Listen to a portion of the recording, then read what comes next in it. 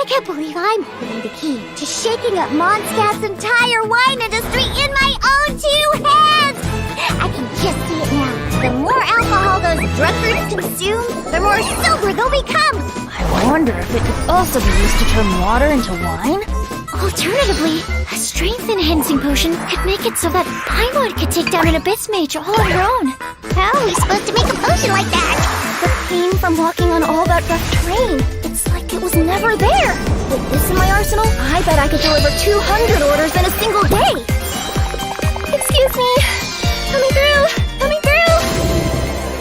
Jerry, your shipment's here. Need a bit of letting out around the middle. No, just ran into a bit of trouble. It's up to me to decide who I want to be and to cut my own path. No one can tell me what to do. Let's go, tomato. Delicate as silk. Next customer. The Spina's on the case.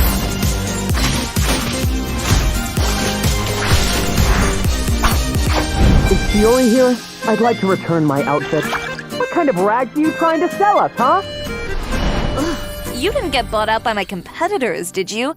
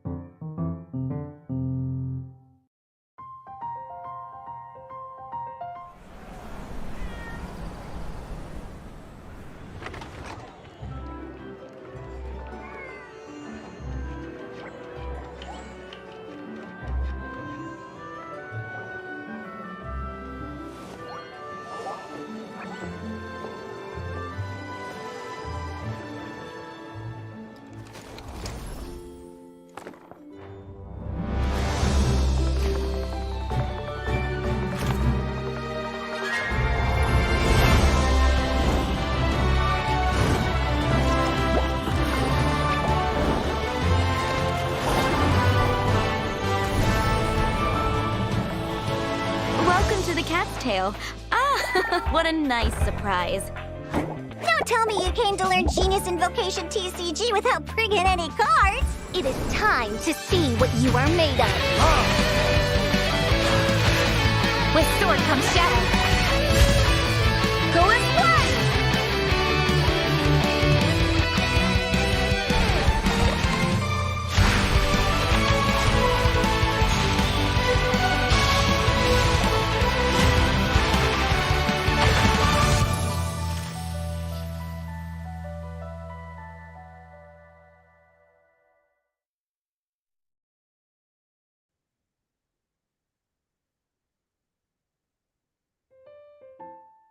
Hello and welcome everyone to the America's Serious Showdown. I am so excited to be here. My name is Leah, aka Windflower Leah.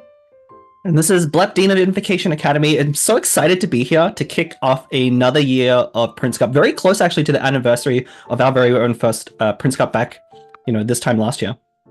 Yeah, so that was like June, July-ish, right? Where we did both the NA and EU Prince Cups back-to-back in Los Angeles. And now we're finally getting back into the official tournament season. And this is just the spring version, right? This is the spring Serious Showdown, notably. So very, very excited. There's a lot of familiar names here that you're going to be seeing. And a lot of games that are going to be played today. So yeah, I mean, we'll definitely get to them one at a time, but yeah, the competition here is definitely stacked. I firsthand experience of that, obviously. The reason I'm casting here is because I did not make it through the Serious Showdown brackets, unfortunately, but All is good. I'm here to cast, and I'm really looking forward to watching these games and seeing who makes it through to the Prince Cup here. Yeah, you were kind of there were a lot of group of deaths this time, I think. You were in a very difficult group though, but you made it pretty far. Because I mean, yeah, these not players the had most to play... difficult. Yeah, not the most difficult. We'll see. We'll see later. But these players had to play through both both seasons of the 2024 Castiel's Gathering just to get a spot in the Serious Showdown. And this is kind of the qualifiers tournament leading into that Prince Cup tournament that, the live events in person. Last year they were in Los Angeles for NA and EU. And actually this year they're going to be combined, but for the Serious Showdown, it's America's only. So you can see on the screen the introduction here. Basically, this is the spring version of the Serious Showdown. 24 players are going to go to the Prince Cup, right? Well, there's 24 total, at least from the Serious Showdown. Obviously, half of them are going to come from this America series, so 12, and then the other half are going to come from the EU, which will be streamed later on. So if you want to catch that action, make sure to check out the stream, I think, starting tomorrow for the EU bracket as well, because those are the same players that will be competing in the Prince Cup Atlantic. Yeah, Staffa and Rin are going to be casting that, I believe. Not to spoil them. I don't know if they've announced it. I think they did announce it, but also there will be 8 more players, I believe, coming from the wildcard tournament, which is currently open for registration. So if you are interested in joining in on the fun, that is currently open. You go to the Astro Carnival website. But here is our schedule for today. So Group 1, we are going to be watching the final best of 3s in 4 out of 6 groups, by the way.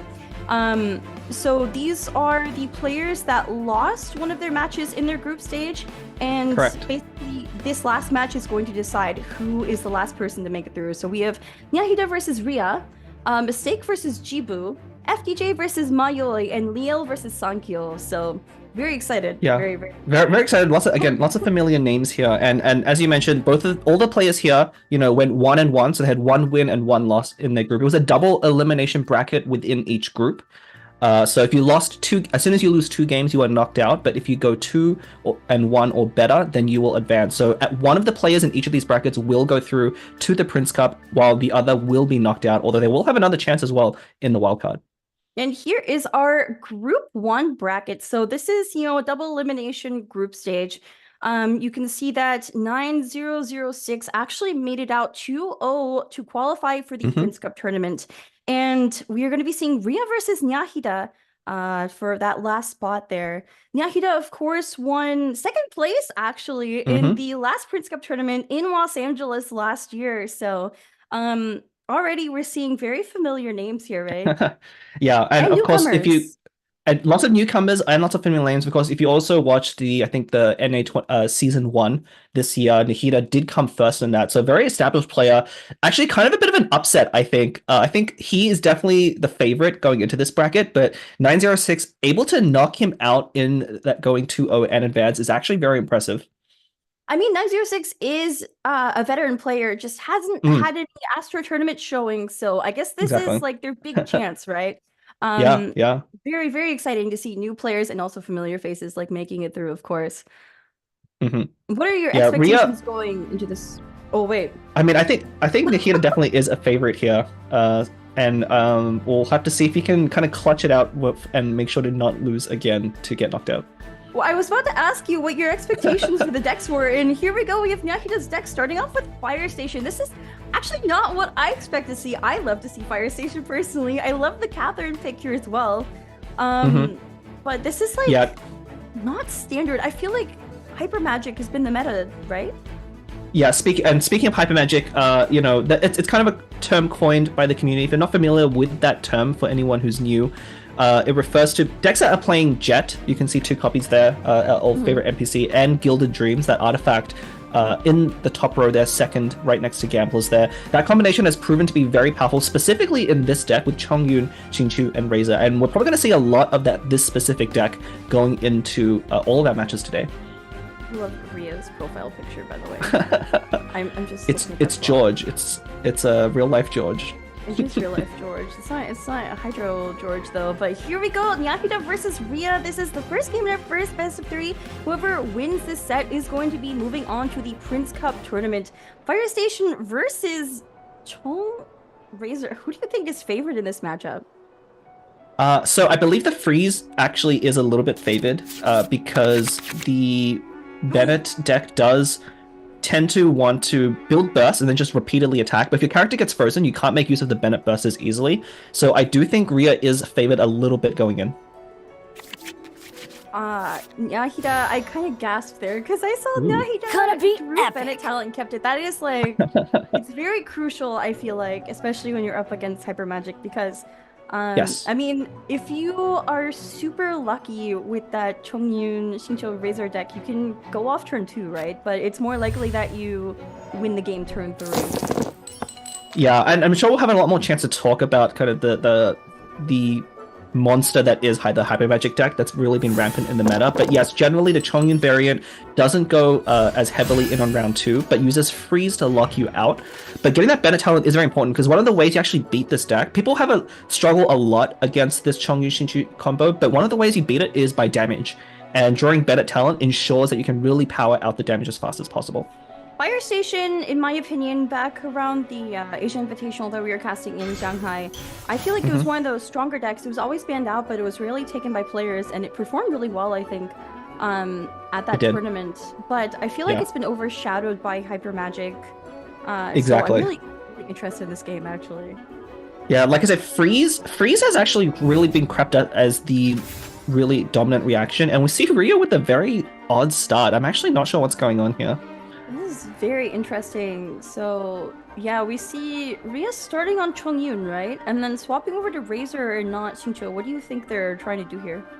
So it might be because of the hand. So if you look at Rhea's hand, they didn't draw anything that they can use to save 2 dice. So normally with the Chongyun Xingqiu deck, you want to start on Xingqiu, skill twice, with either normal attacks or elemental skill, and then use those 2 dice to ramp into a future turn. But because he didn't draw anything like that, it looks like he's trying to swap stall.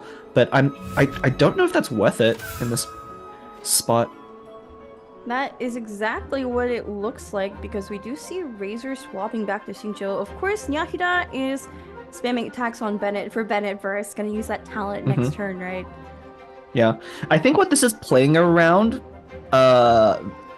maybe too much, but what this is playing around is potentially because Nahida went first, if he's able to quick swap into Thunder Manifestation on Xingqiu and take him out immediately at the beginning of round 2, that really hurts the odds of Rhea's deck. Rhea really needs to get off that Xingqiu burst. So by swapping around in this way, he's at least avoiding a potential early round 2 kill if Nahida has a fast swap in hand, which we know he doesn't, but you do have to play around that because his deck is running 3. That does make sense, because I mean, if Xingqiu uses any abilities here, it's going to draw that Lightning Rod from Thunder Manifestation, right? And it won't reset until another character uses a skill on the next turn. So basically, even if you swap off of Xingqiu here, if you're Rhea, if Nyahida has a quick swap to Thunder Manifestation, a skill will do 4 damage if it hasn't been 4 blocked damage. yet, right? Ooh. Nyahida tuning going for tune. Gamblers. So I think the tune there is because Nahida is planning to play Willow, so he needs to get rid of one more card in his hand anyway. Why doesn't he just play like Gamblers? Oh wait, because he needs one more for the dice. Willow. Yeah, he needs the dice for the Willow. I want to know what food that is that he chose to keep it over Gamblers. Maybe Lotus? I think it's probably a Lotus. That would be the only one that makes sense. I'm still very surprised at Rhea's start here. So normally if you start on Xingqiu, one of the ways that you can really punish the Bennett player is you can use Xingqiu's skill to cleanse any Pyro Aura, and that actually makes it really hard for Thunder Manifestation to actually take out Xingqiu. So I'm not a big fan of the opening. Again, it might be because of Rhea's hand not having any 1 or 2 cost cards, but part of that also is we see he decided to keep Judgment. Passing on Judgment is becoming very popular in the meta. I don't like keeping that against Pyro Manifestation here or Fire Station. I don't think it's a very important card, and that might have been better as a different ramp card. So I kind of like Nahida's position here. Even being the unfavored matchup, I don't think Rhea's playing in a way that's kind of taking advantage of his positive favorability, I guess. Here we go. Nyahida playing Opera Epicleus for that dice fixing. Certainly going to see Bennett talent coming out here. It is discounted because of the artifact he has on Bennett, and so that is going to be +2 damage on every attack from Nyahida's side going forward. Yeah, and the talent, again, is going to be very important. It doesn't look like it's going to matter too much with the current HP totals, but it will probably come up later. Again, really what Nahida needs to worry about is the freeze that's going to come. Xingqiu is going to be able to burst here, and then once Chongyun's Frost Field comes down, then any character on the opposing side can freeze with a normal attack. That's one of the strengths of this deck, is you can see that every character on that is being used can make use of that combo. Yeah, and I mean, Rhea is almost certainly going to be using Xingqiu Burst here. It will also cleanse up Pyro Aura off of Xingqiu, which is great, and that Lightning Aura is going to stay attached. Let to him me for weave you a the rest of verse. this round. So Chongyun is not going to be too under threat here. I feel like something Fire Station is very good at once you have this Bennett Burst up with talent. It does a lot of damage. Of course, you need the dice for that, and it costs dice to play Bennett's Burst in the first place. But I think if Nahida can just, survive. Ooh. Oh. Wait. Very interesting there. Using that was a joyous, right? Yeah. Joyous Celebration, which of course applies the active character's element to all the characters. So cleansing that Hydra there. Wait, this is so good. Ooh. So I think Nahida's like making use of that Bennett Burst, right, to heal up. Because he gets more HP if he stays on Bennett. And I mean, he gets 2 actions by staying on Bennett as well. That's a lot of damage.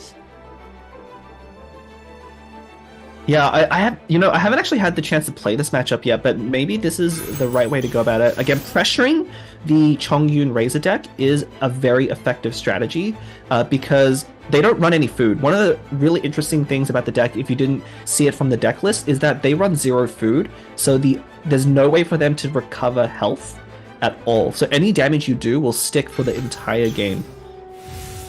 And that ends up being quite important. Here we go. Rhea is starting the Hyper Magic already. Playing Sunyata and drawing... Is that a Tubby? Tubby That is a Tubby. And Wang Shu in. So, Yeah. I mean, Sunyata is going to destroy one of your active support cards, then you can play whatever. It'll generate 2 more in your hand, and then you can play it for 1 less cost. So, Exactly. Basically, the goal here, if you see that Jet card in Rhea's hand, oh, here, another Sunyata coming out for Tubby. Wait. Every time you destroy a support card in your support card area, it gives Jet 1 counter, and you're looking to get her at 6 counters, then use an Elemental Burst to basically destroy her too, and give you 4 Omni dice for each Jet that has those 6 counters. So this is what's known as Hyper Magic because it couples. It's like a way of dice generation that you also couple with the traditional gilded magic, right? Yeah, it's so one of the main things the deck is very good at is basically drawing every single card in the deck, and once you do that, you're able to combine cards very powerfully. But we've seen Rhea's been taking very unusual lines. I'm actually not a fan of it. I think if you just play a normal game as the Xingqiu Chongyun deck, you're just heavily favored. But he's wasted a lot of dice swapping around, playing stuff like Tubby, even though it did get randomly generated, is not ideal. Wow, look at Hita's dice. What a roll. His dice are insane. Also, he drew his other gamblers. He and did, Sapwood. yeah. So, I mean, Yahida could kind of just stay on Bennett and Burst, and he also has, like, the discount because of the the artifact on Bennett. This is such a good spot to be in if you're Nahida. Of course, I mean, it can be deceptive, though. It is very deceptive, yeah. One of the problems here for Nahida Exactly. One of the problems for Nahida right now, and why this matchup I think is so unfavored for Bennett, is it doesn't matter what Bennett burst you have active. If your character is frozen, you can't do anything. And he hasn't notably drawn any of the quick swaps in his deck. He runs 2 Catherine and a Leave It To Me. That's very important to be able to get around the freeze from the Chongyun deck. Yeah, I mean, in my experience, because I've played a lot of Fire Station this past season of Catsel's Gathering, what you normally do is you look to sacrifice a character, but even then, because you have 3 Rain Swords, right, on Rhea's side, that's 1 for each character, so if they're smart about how they use those Rain Swords, like utilize those freezes, then it's kind of unavoidable to get frozen.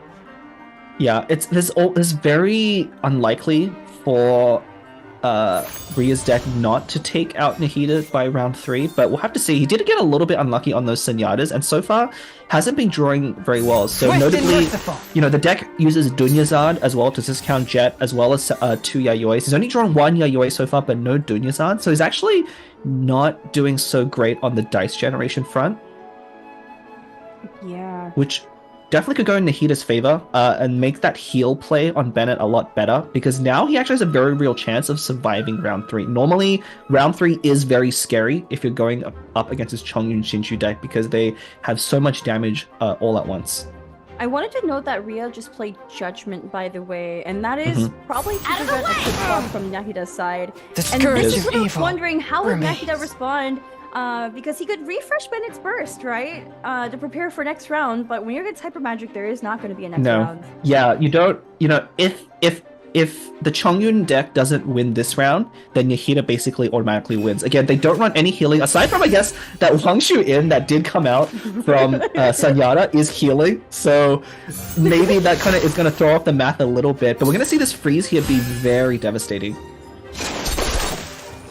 Yeah, there's no good way for Nahida to swap over. Of course, so one thing we didn't mention earlier is that this is a closed decklist format, and they're not submitting decks to begin with. So it's kind of like blind pick, right? So Rhea doesn't know what Nahida has in his deck. We know he actually has 2 Catherines, but he hasn't drawn them. Catherine would play around that Judgment. Exactly. Yeah, I think, and that's exactly, so if you look at Nahida's deck list for this Fire Station, it's actually built specifically to be good into this metagame because so many players are playing Judgment. Catherine has started being good again. You know, I had a video kind of bashing on Catherine for a while because I know new players love to play Catherine, but right now is actually a very good time to be playing her because she gets around that Judgment card, being a character and not a event card. Judgment plus Freeze is just such a brutal combo, as we're seeing here. Because even if Nahida had that quick swap in hand, right? With Judgment, he would have to play 3 event cards before he could play that quick swap. Yeah, which is almost going to be impossible, so we're most likely going to see Nahida not even try to use any more event cards. Also, I really like how Nyahida's playing around this. Because he's just basically like, he goes Cleese, like what are you gonna do, freeze me? Because Rhea would have to generate more dice just to freeze at that point, and it's not worth, right?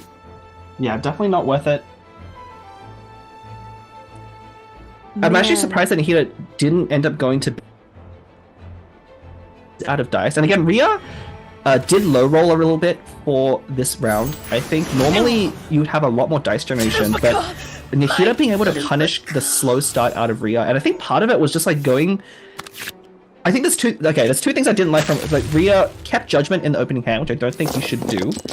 You should put that back to get more card draw. And secondly, that swap play early on that just wasted 2 dice really put him on the back foot, and Nahida being able to stay just on Bennett and continually attack took advantage of that quite nicely. And now that Judgment is gone, of course Nahida is not having a quick swap still, but there's not much Rhea can do here. There's no food in that deck to revive either Chongyun or Razor. I don't think they've destroyed enough support cards to have, you know, like to proc a full Jet. With Shinto Burst, like, it is going to be next to impossible for Rhea to come back from this, I think. Yeah, and Shinchu by himself is not enough to actually utilize those Jet stacks properly. You know, Razor and Chongyun do more damage for sure, so even if that Jet does come down, even if Shinchu is able to use their Burst. Should we explain Jet at all for maybe players new and not familiar with how she works? I kind of explained it a bit earlier, but it wasn't very clear, I guess. So, that Jet card, you can see it in Rhea's hand. It's that 1-cost card. You can see her hair just kind of sticking out. She builds up stacks, and she can go up to 6, and those stacks depend on how many support cards you've destroyed on your side of the board. So every time, you know, for example, Rhea just played Dunya's Ad over another card, right? So whatever card was there before got replaced. That Lumen Stone just got replaced by Jet, so that adds a counter to Jet. And right now she's at 5. So if Rhea can play one more support card to, like, basically destroy one of them in their set. Okay, how do I explain this? It's really hard to explain, right? It's very complicated. I think that's definitely. I mean, you can see it in action right there. You know, removing one seed dispensary for another makes Jet go up to 6, which is her max stacks. It is her max stats. So basically, if you use an elemental burst when Jet is at her max stats, which is 6, you get the amount of Omni dice equal to those stacks minus 2. So right now, Rhea will get 4 Omni dice for playing Suncho's burst. Yes. And 4 is kind of the magic number. Usually this deck wants to get 2 out at once, which is a total of 8 dice for 1 round, and that's usually how they sweep your entire team. It's very complicated. When Jet first came out, I kind of jokingly was saying that, they're finally making GITCG players do algebra, because you have to do like 6 minus 2, and then, it's a number. Yeah, it's complicated. I am. But here we go. Bennett going for that skill. Nyahida is going to take that first game on Fire Station, which... Congratulations to Nyahida. Very exciting for me personally, seeing a deck that is more traditional in a sense, beating out Hyper Magic, which is very meta right now. So yeah, I mean it's traditional, but again, if you go back and look at that list, it is tailor-made to be better in this matchup. Again, usually you do run 2 copies of Lead It to Me, but because of how many players are playing Judgment right now, Nyahida specifically chose Catherine to get underneath that effect. Because if your opponent uses 1 dice to play Judgment, but your deck doesn't care about Judgment, then you automatically have an advantage over them. So I think that's a very heads-up card choice, tailored to the metagame, which again, it paid off in this instance, even though he didn't draw it, which is kind of funny. Like, he didn't have drawing the card, but the whole deck is built with that in mind. Yeah, definitely. I mean, 2 Catherines is no joke, right? Definitely very unfamiliar for me, because that wasn't something you'd bring before, but Hyper Magic is just that strong right now, I think. It is. And we kind of explained it a little bit earlier. It's really hard to break it down in the middle of a game, but we'll see it a lot. Hyper Magic, we will see it a lot. We will see it a lot. I bet you. Actually, speaking of Hyper Magic, this is also a Hyper Magic deck. One that is very new, emergent in this patch. That's Kazuha, Signora, Mona. It's basically perma-freeze, right? Yeah, well, it's kind of funny. The meta has really adapted to all of the players playing these Jet decks by playing more freeze, because that really counters this kind of deck exactly that we're actually about to see. Yeah, so there are freeze Hyper Magic decks, and then there are non-freeze Hyper Magic decks. So I'm very interested to see Bennett here. I think normally it's Linny, right? It is normally Linny, although Seahorse Azita tends to be the core. Linny is great at triggering chains, but we see in Rhea's list, they did go down a chain for some other cards. So probably trying more for that Bennett burst and try and go for something round 2 that's guaranteed to kill. But Nahida's at a very significant advantage. Nahida was practicing that freeze deck against me when we were both trading for the series Showdown, and it is brutal against Hyper Magic. Again, he is very much targeting the decks that Rhea is bringing right now, and I think Rhea's kind of playing into these matchups, so he's going to struggle a lot with the freeze. I think it's interesting to think about, considering, I mean, like, once again, so this is a Conquest format, but it's is also destiny. blind pick. So they are playing decks without knowing what their opponent submitted, right? And whatever they win with, they cannot use those characters again. So Nyahida won with Fire Station. He cannot use any decks that have Bennett, Thunder Manifestation, or Klee in them, right? So but if you lose with those cards, you can still play them. Yeah, which notably means, with using Thunder Manifestation in previous deck, Nahida isn't able to play one of the other popular decks right now, which is Yilan OTK, using Yilan, Thunder Manifestation, and Signora. And so I wonder if Rhea changed decks knowing that, and chose a deck that maybe has a worse matchup into that deck because he knows he's not going to face it. Yeah, it's really interesting. Yilan OTK kind of surviving, it's only a Magic deck, and I say only a Magic deck when Magic was so magical just a couple patches ago, but the Hyper Magic is just so favored by players right now. But Magic is actually faster than Hyper Magic because it takes less setup. It's a complicated metagame right now. If you're a new player here, first of all, welcome. You've chosen kind of a rough time to learn about the JTCG metagame, because it's definitely a strange time to be in. Jet decks, basically, for some history, towards the end of last patch, people really started figuring out how to make Jet really work as a card, and people have been exploiting that for quite a while, which is why you're seeing her so much. People have figured out how to use her consistently, and it's proven to be one of the best strategies for any character combination. You can see here, we've already seen 3 different decks. You know, we had the Chongyun Xingqiu, now we have this Mona Kazuha Senora, then on Ria's side we have Bennett as to her Seahorse.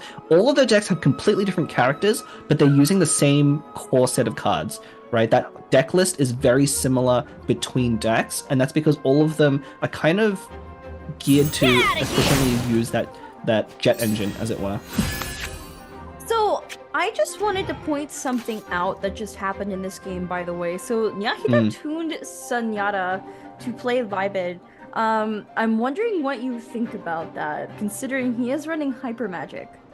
Yeah, I think that is the right play. Libin is more important than Zenyatta. Both of them essentially discards 1, but because Nyahida can't really do anything else with the other cards in his hand, he wants to maintain priority, so he's always committed to playing Libin there. Unfortunately, though, you know, he wasn't able to trigger that Lumenstone. One of the reasons you play Lumenstone in a deck like this, also one of the new cards, is if you can play 3 cards in one turn, it'll draw a card and generate 1 dice.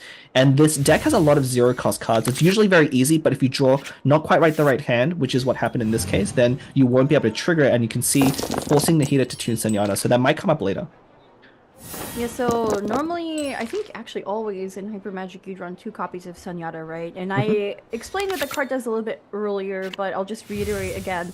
So it's a 0-cost event card, and you can destroy a card in your support zone and generate 2 random ones that are not in your deck, by the way, just randomly generating them. And then play any support card for 1 cost less. So exactly. I guess Libin essentially does the same thing, right? Libin essentially does the same thing, and I think it's better because you draw those extra cards. And wow, we see Nahida there getting a lot of cards and dice suddenly, and that's kind of what this whole deck is built to do. We see Yayoi deployed there. Because he has so many artifacts, he's able to play Gilded for free and generate 2 additional dice. Yeah, so what happened there, Nyahida played Sea Dispensary, which discounted Yayoi from 1 cost to 0. So we got a free Yayoi, and then Yayoi discounted Gilded for free. And he was able to play Gilded and then get a bunch of dice for free. Yeah, it's a lot to keep track of. You know, maybe we need like a slow motion replay of everything, especially these like seasoned players. You can see Nahida sporting his gold card back, obviously from the top 8 Prince Cup. Very big flex there. But if you're very used to playing it, your action's going to go very fast, and so things are going to go by very quick. The pale flame smolders. Senyora's elemental skill coming out. So to talk about what's actually happening, not just with the cards, but with the characters. Nahida's deck is built around that permafreeze, right? And that's exactly what we're seeing here. Ria's deck is very... It's hyper magic, but it's non-freeze hyper magic, right? So it's looking to do like a whole lot of damage at once. But the thing is, Nahida has the same dice generation with that hyper magic core and can kind of shut Ria down with the swirls coming out of Kazuha. Yeah, it's a really interesting deck. So we didn't see it in this game because we saw Mona into Senora, but the standard line you can often see from this, you know, if you go from Mona, Kazuha will swirl that Hydro, and then Senora can immediately freeze basically the entire team, and it kind of delays the opponent's strategy, letting you set up your own jet to let Senora take out the characters in 1 turn. Yeah, look, Ria's forced to swap to Bennett, just swap stalling. Hasn't been able to do much of anything this turn, right?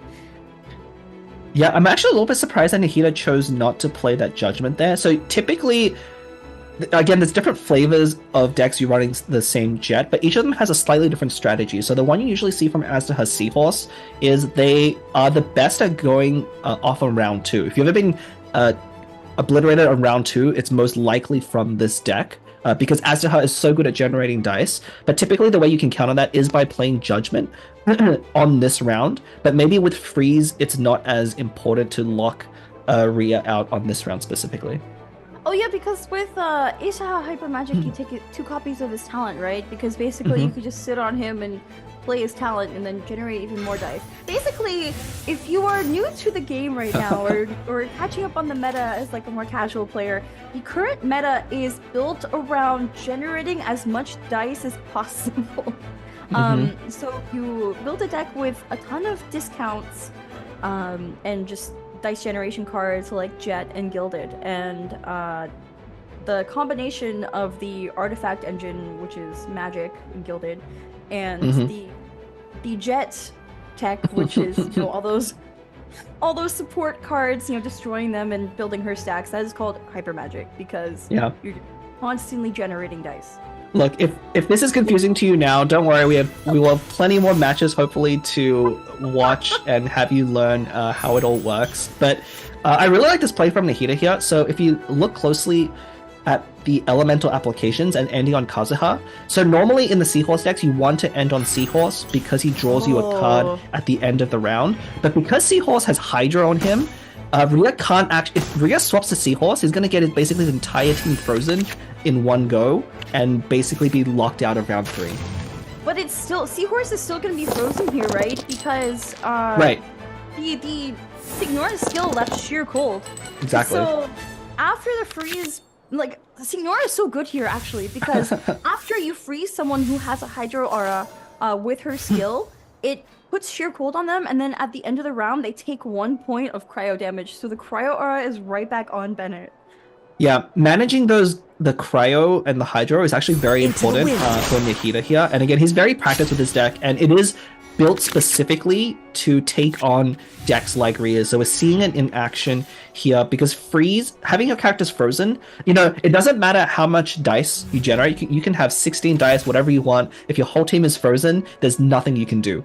And the other thing that's kind of funny is because all of these decks are cutting food, normally the thing that Freeze has a problem with is dealing a lot of damage and getting through things like hashes and lotuses. But because so many decks don't have food, you can do enough damage just with Freeze. So, I mean, I guess that is all to say that there are probably like older deck archetypes that could do well against certain hyper magic decks, but especially in a format like this where you're not sure what your opponent's bringing, there's no real way to know what to play into them, right? No, it's very hard to predict. Hyper magic. I'm actually so impressed by Nahida bringing Fire Station. Yeah, I mean, Blind Pig definitely is challenging right now in the meta. I'll talk about that when we get to my group, because I specifically tried to play around the decks my opponents were bringing, failed to guess correctly, and got really punished for it. So that can definitely happen, but be able to play a deck well, and especially a deck like Nahida's, I think not a lot of players are used to playing against. And we're going to see, I think, Rhea struggle a lot to figure out what the right plays are against it. Oh yeah, so just to explain what's happened, by the way, so Nahida played a whole lot of cards. That second Yayoi came in to give Jet that 6 stacks, and then Signora's Burst proc that Jet, so you can see 4 brand new Omni dice generated in Yahida's pool there. And you retracted that Gilded, so it's 0 cost right now. Yeah, it's probably waiting to play it on a different character when he needs it, just saving that discount up, which I think is a very heads-up play here. Unfortunately, Nahida didn't draw. If he had a Gamblers right now, the game would definitely be over. But we can see how much Rhea is struggling as well. And of course, Nahida, having priority at the beginning of round 3, was able to play his Judgment. So keep that in mind. Rhea's not able... The first 3 action cards that Rhea plays here, event cards, will be negated. You didn't even need that second Jet. Normally, you're trying to get both Jets, right? And also, Sonata can generate Jet. So... Yeah, but I think we're about to see it over. With that Gilded equip, Nahida is going to be able to burst and take out Aizdaha here. That is just enough. I like how Nahida sat on that Gilded until he was at 1 dice to trick Rhea. And, Rhea going for the swap stall play is not able to do anything, just basically reacting to Nyahida's pressure, right? And this is, I feel like that's why Signora is so good in this core too, right? Because she can flip the switch and go into Pyro and do a whole ton of damage, right? Exactly. I mean, that's kind of what the deck is built around, you know, controlling you with freeze and then being able to turn the tables when they've locked you out with freeze, with judgment to do a lot of massive damage with vaporizers and melt and everything like that. Again, it's very targeted against that deck. You saw how good it was. Like, if you just look at how little damage Ria was able to put out, and how well Nihito was able to control the other side of the board, that really goes to show like why that deck is built to defeat those other jet decks. Yeah, I mean, again, that's very new deck in this patch. That hype, that it's perma freeze. It's really interesting to watch, but painful to play against. So yeah. Congratulations to Nyahida, I believe, you know, going 2-0 in this best of 3. Just to reiterate, we were saying at the beginning of the stream, so we are watching the last best of 3 in each of these groups. So this is group 1, and Nyahida did advance to the to the Prince Cup tournament from the Serious Showdown. Right. We'll be getting that base prize of $600 actually, if he continues to play on the Prince Cup tournament. So congratulations to Nyahida. Yeah, and best of luck, I guess, if Ria is going to compete through the wild cards. Of course, if you do get knocked out of the Serious Showdown, you do have another chance to make it into the Prince Cup, but you will have to fight your way once again alongside a bunch of other competitors as well in the wild card format. Yeah, and also if you are watching the audience, you can sign up for the wildcard as well. Just head over to the Astro Carnival. I believe they have a website with all the information. They just recently released like an article on it. So the signups are open if you're also interested in joining that wildcard to qualify for the Prince Cup tournament. But I do believe we're going to be going to a break here, right? Yeah, very quick set of games, but yeah, we'll be going for a short break before we proceed with the next group. We'll see you guys very shortly. Right.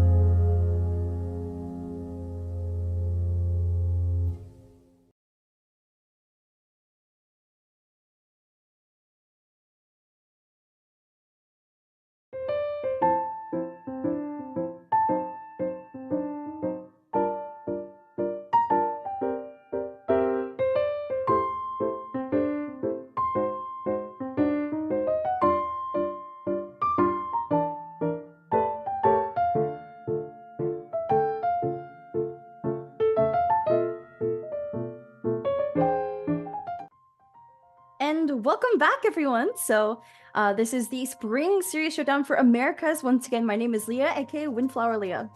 And this is Blep at Blep the Cat. We went through a very quick best of 3 just now, and I think we're going to see a lot of fast ones again, because, yeah. Yeah, I mean, so we have been trying to address Hyper Magic as it's come up, but it's very difficult to explain it in the middle of a match. So hopefully as we get into this second group, we can kind of go over it just a bit. But we do expect to see pretty fast games here. Of course, we have 3 more best of 3s come up. In this series showdown, there were 6 groups of 4 players, right? But we're only seeing 4 of those groups play today. And the best of 3s are the final matches that decide the last winner leaving the groups for the Prince Cup tournament. So just a reminder, here is our schedule again. So we just watched Nyahida versus Ria. Of course, Nyahida going 2-0 against Ria, qualifying through Group 1 for the Prince Cup tournament. And here we're going to go into match 2, which is Mistake versus Jibu. This is very interesting to me because, okay, I have 2 things to say about this. Jibu lost a Mistake in the knockouts for season 2, I believe, of Catskill's Gathering, and then also lost to Mistake at the beginning of the group stage, as you can see in this bracket. Yeah, this is a rematch. And these 2 players... Okay, so this group 2, I will also say, is the most stacked group out of all of them. People immediately looked at this pairing. Every name you see on the left there, Ting, Mayumi, Jibu, Mistake, they are all previous top 8 Prince Cup competitors.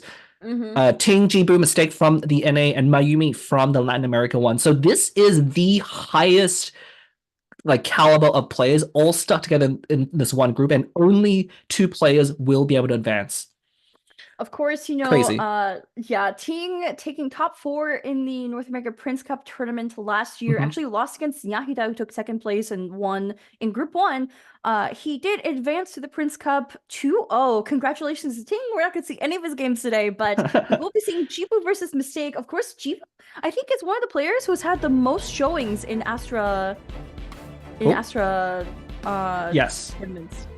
Looks like the wrong deck list there. We'll hopefully have the correct one up for you. But yeah, Jibu definitely has a very extensive tournament history, pretty much appearing in every single competitive season of Cat's Tail for quite a while. very impressive. Also took first place against Yakida in NA Season 2 last year. Whoa! Okay. Wait, Lynette, Hyper Magic, official, Superconduct, what?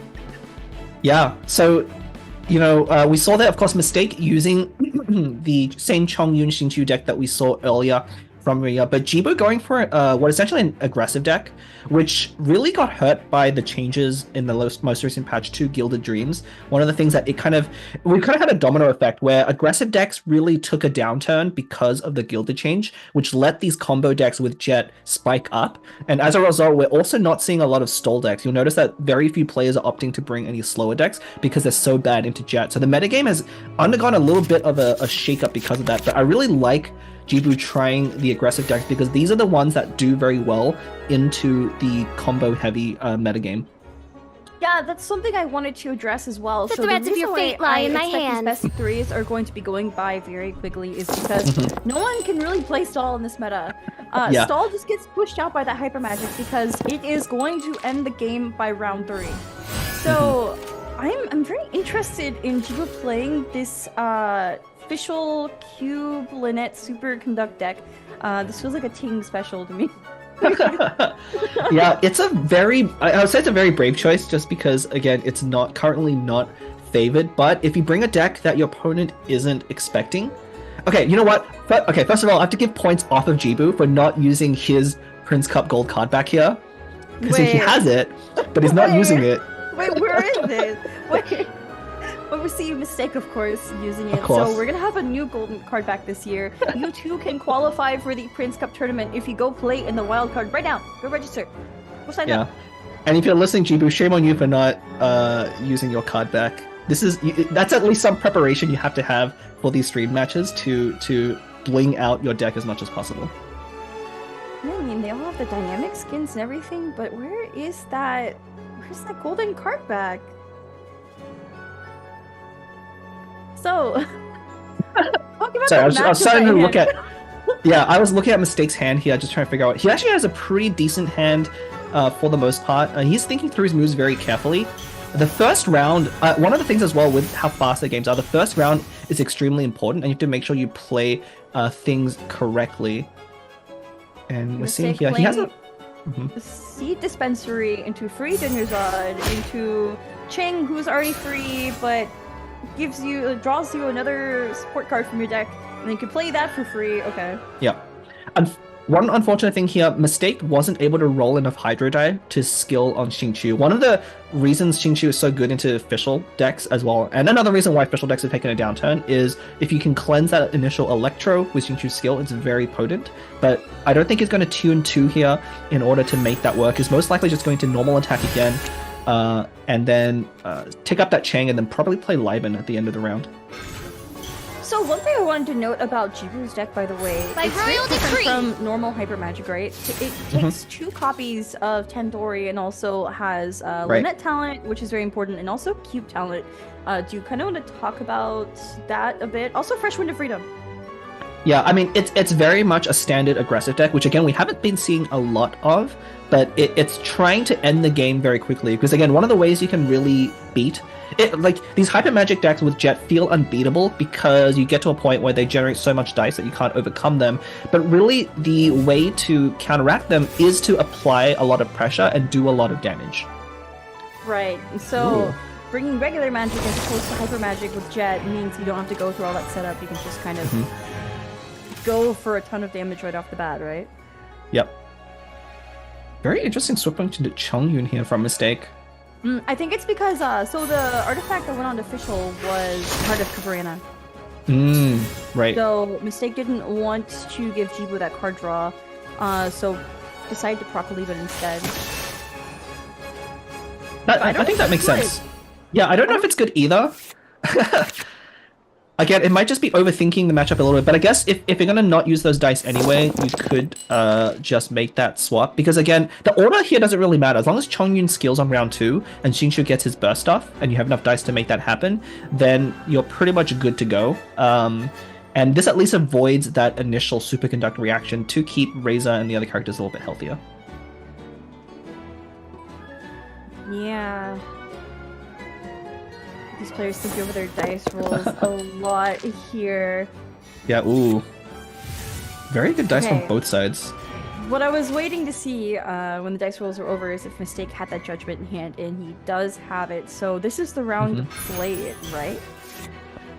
No, you typically want to play on round 3 when you're doing your freezes. So if you're the Chongyun Shinchu deck, the way you use Judgment is you play it on round 3 when you freeze your opponent's entire team and prevent them from using quick swaps, and then once your opponent's team is totally frozen, then you can burst and pop off with all the dice from Jet. So we're probably not going to see it this round, but it is going to come in very key next round. I've seen some players use it round 2 against aggressive decks like Yelan, OTK. Yeah, there's specific matchups where you use it in round 2 where you're not favored to make it to round 3, but this is probably not one of them. Especially because aggressive decks tend not to lean so heavily on the action cards or event cards, so even if you do play it, you're generally not getting that much advantage either way. But round 3 tends to be... Quick swap is the main thing you're trying to prevent here as the freeze deck. Chongyun using his Frost Field, basically setting up for those freezes that you're talking about. This is, kind of what this deck tries to do, right? You build up Xingqiu Burst and use Chongyun's Frost Field, and you just perma-freeze everyone on the opposing character's team in the game with either Chongyun or Razor. Yeah, but we do see Jibu does have that Leave It To Me in hand. One actually funny thing you can do with Leave It To Me, especially if you know you're playing against a deck using Judgment, the effect doesn't actually end, so you can actually play Leave It To Me turns before you use it. So a very cool thing that Jibu could do at some point is play that Leave It To Me, either this round or very early next round before Mistake can play Judgment, and then it doesn't matter if Mistake does play Judgment because you'll still be able to quick swap. Right, because Judgment is a card that will negate 3 event cards after it's already been played, right? But if you play Leave It To Me before it comes into play, then... And we'll have to see if Jibu... So this is basically a race to see if Jibu can do enough damage to pressure Mistake enough that he can't execute his game plan. Unfortunately for Jibu, though, Mistake has drawn a pretty good opening here, with that Chang in play and a Sealy as well. Card draw is the name of the game for these Jet decks. They're built to basically draw the entire deck by round 3 if possible. And the more card draw you get, the easier it is to do that. I think the only unfortunate thing for Mistake is that Xingqiu is only at 1 energy point right now and does have that Electro Aura. And Chongyun is very close to lethal already. So, it's going to be on Razor to sweep next round. Yeah, that's why I'm a little bit surprised at that swap. So, the dice management, if you're the Jet player, is very important. And actually, if you do the math, if you want to burst on Xingqiu and skill on Chongyun, you only have 3 extra dice to do other things with, and if you put them towards Liban, then you don't actually have enough to do the swaps as you would normally. Wow. Ooh, wait, wouldn't a swirl with Lynette trigger Superconduct? Yeah, we could see that. So Chongyun could go down here, but maybe Mistake might be baiting that out because he does have that I Haven't Lost Yet in hand. So if Jibu decides to go for the kill, I think it actually ends up in his favor because Xingqiu could burst next round to trigger Jets right at the start of round 3 rather than doing it at the end of this round. Yeah, you wouldn't want to do it now, right? Yeah, we're probably gonna see it. Swing on Cube, going for Elemental Burst. I think this is the best play because you're not in a rush to take out Chongyun specifically. He's already got his Frost Field down, so that's his main utility. You really care more about Razor and Xingqiu at this point. And that Cryo Cube does have a revive, right? You see a little green thing at the bottom left, that card. Yeah. So even though Cryo Cube is at 2 health, come back to life. Yeah, the revive ends up being pretty annoying, especially if you kind of get the health in just the right number, so that the revive comes back without actually taking Cube down. I don't know if it's at its best in this specific matchup because with Xingqiu's Rain Swords, it's very easy to take out Cube after it revives, but we'll have to see. Ooh, something really interesting here too. So the way the Cryo Cube summon works is that it is going to target the character closest to your current active character. So if Jibu ends here on Cryo Cube, I think that damage is going to go onto Razor, right? Yep, damage goes onto Razor. No, it's correct. It's the one directly opposite, and that's what you want because I think Jibu's plan is to get that Lynette Swell to trigger 2 superconducts, and that's going to do a ton of damage. Because he's ending first, right? Mistake swapped onto Xingqiu, which I think is very interesting. Yeah, I'm not sure. I mean, I think he's planning... He still needs to get Xingqiu's burst out, but he is short on dice right now. Unfortunately, not able to draw enough artifacts to make that Yayoi discount gilded any more than 1 means he's not going to be able to get enough dice. Ooh. But I'm wondering, like, Mistake is running out of fuel here already, right? Because that swirl from Lynette is going to do so much, and Jibu going first means he has that quick swap in hand. You can just go for it. Yeah, that's very important here. Jibu, so again, going first in round 3 is so crucial because you get to play around and with judgment, and because Jibu ended first, he doesn't need to burn cards into judgment, and he's able to use that quick swap here. So we're going to see a devastating play. Xingqiu is going to go down here, and without Rain Swords and Freeze, it's pretty much over for the Razor deck. Man, and just a reminder, this is a rematch. This is a triple rematch for Jibu. He lost twice against Mistake, and he's finally going to get a win against the very notorious Hyper Magic deck that Mistake is playing. Yeah. Freedom. And there's a winner talent hand. Wait, this is so good. This is done. This is done. I have taught you everything. Only Razor's left. That Lynette talent. Wow. You could just go for it. Stefana. Oh, come on. Style points say you should. Okay. Congratulations to Jibu for winning. But not doing it in its style. Not having the card back, not using the Lynette talent to finish. Those, I'll deduct points for that. Congratulations to Jibu for taking the first game in this best of 3. Of course, this is the last best of 3 in Group 2 of the Spring Series Showdown leading into the Prince Cup tournament. So if Jibu goes on to win the next match here, he'll be qualifying for the Prince Cup tournament. But there are potentially 2 games left. Mistake is not out just yet. So. Yeah, and of course, since Mistake lost on that deck, he is able to choose it again to the next round. So Jibu may have to play into that deck again. But, definitely, I'm sure he'll be keeping that in mind. Again, a very popular deck in the metagame right now. But you see, again, people feel that deck is unbeatable, but you see how easily it can fold if it stumbles a little bit, especially towards aggressive decks. It's just, there are so few aggressive decks right now running around because of the change to Gilded. But I really like this choice here I'm really curious to see what Mistake and Jibu played against each other in the first round, because I wonder if there's like a strategy here to try and predict what your opponent is bringing based on what they did in the first series. So I have a little bit of insider knowledge about this. Jibu was playing Mew before, and I get the impression that he practiced with Ting, who already made it out of the group, right? So, because that is a deck that Ting has played a lot, that Lynette Superconduct deck. But here we go into round 2 of this best of 3 here of Group 2. Mistake is once again playing that Chongyun Razor Xingqiu Hyper Magic Freeze deck that we've seen so much already. Yeah, we've seen a lot of it already, and again, we're probably not done seeing it again today, so you'll have plenty of chance to see it in action. Oh, and here we go. So this is a non-freeze Hyper Magic deck. Very interesting. So Jibu taking Magic and then Hyper Magic. Yeah, this is basically the other standard build of the Jet decks. You have the Chongyun Xingqiu Freeze variant, then you have this Lini Seahorse H to Her that is more focused on damage than freeze. And what's scary about the Lini version is that it has a very high chance to take you out or at least cripple you severely by round 2. So that's what we're going to be looking at here. There's one piece of advice that Robot was actually showed me about this specific matchup. We'll see if Mistake knows it. Yeah, okay. So he kept Judgment there. That's actually going to be a very key card in this matchup. I'm actually surprised that Jibu chose this deck knowing that his opponent could choose still the Chongyun Xingqiu deck, because you're not favored, especially if they keep that Judgment in round 1. Prepare to be amazed! Jibu's options are a bit limited. I guess with that Lynette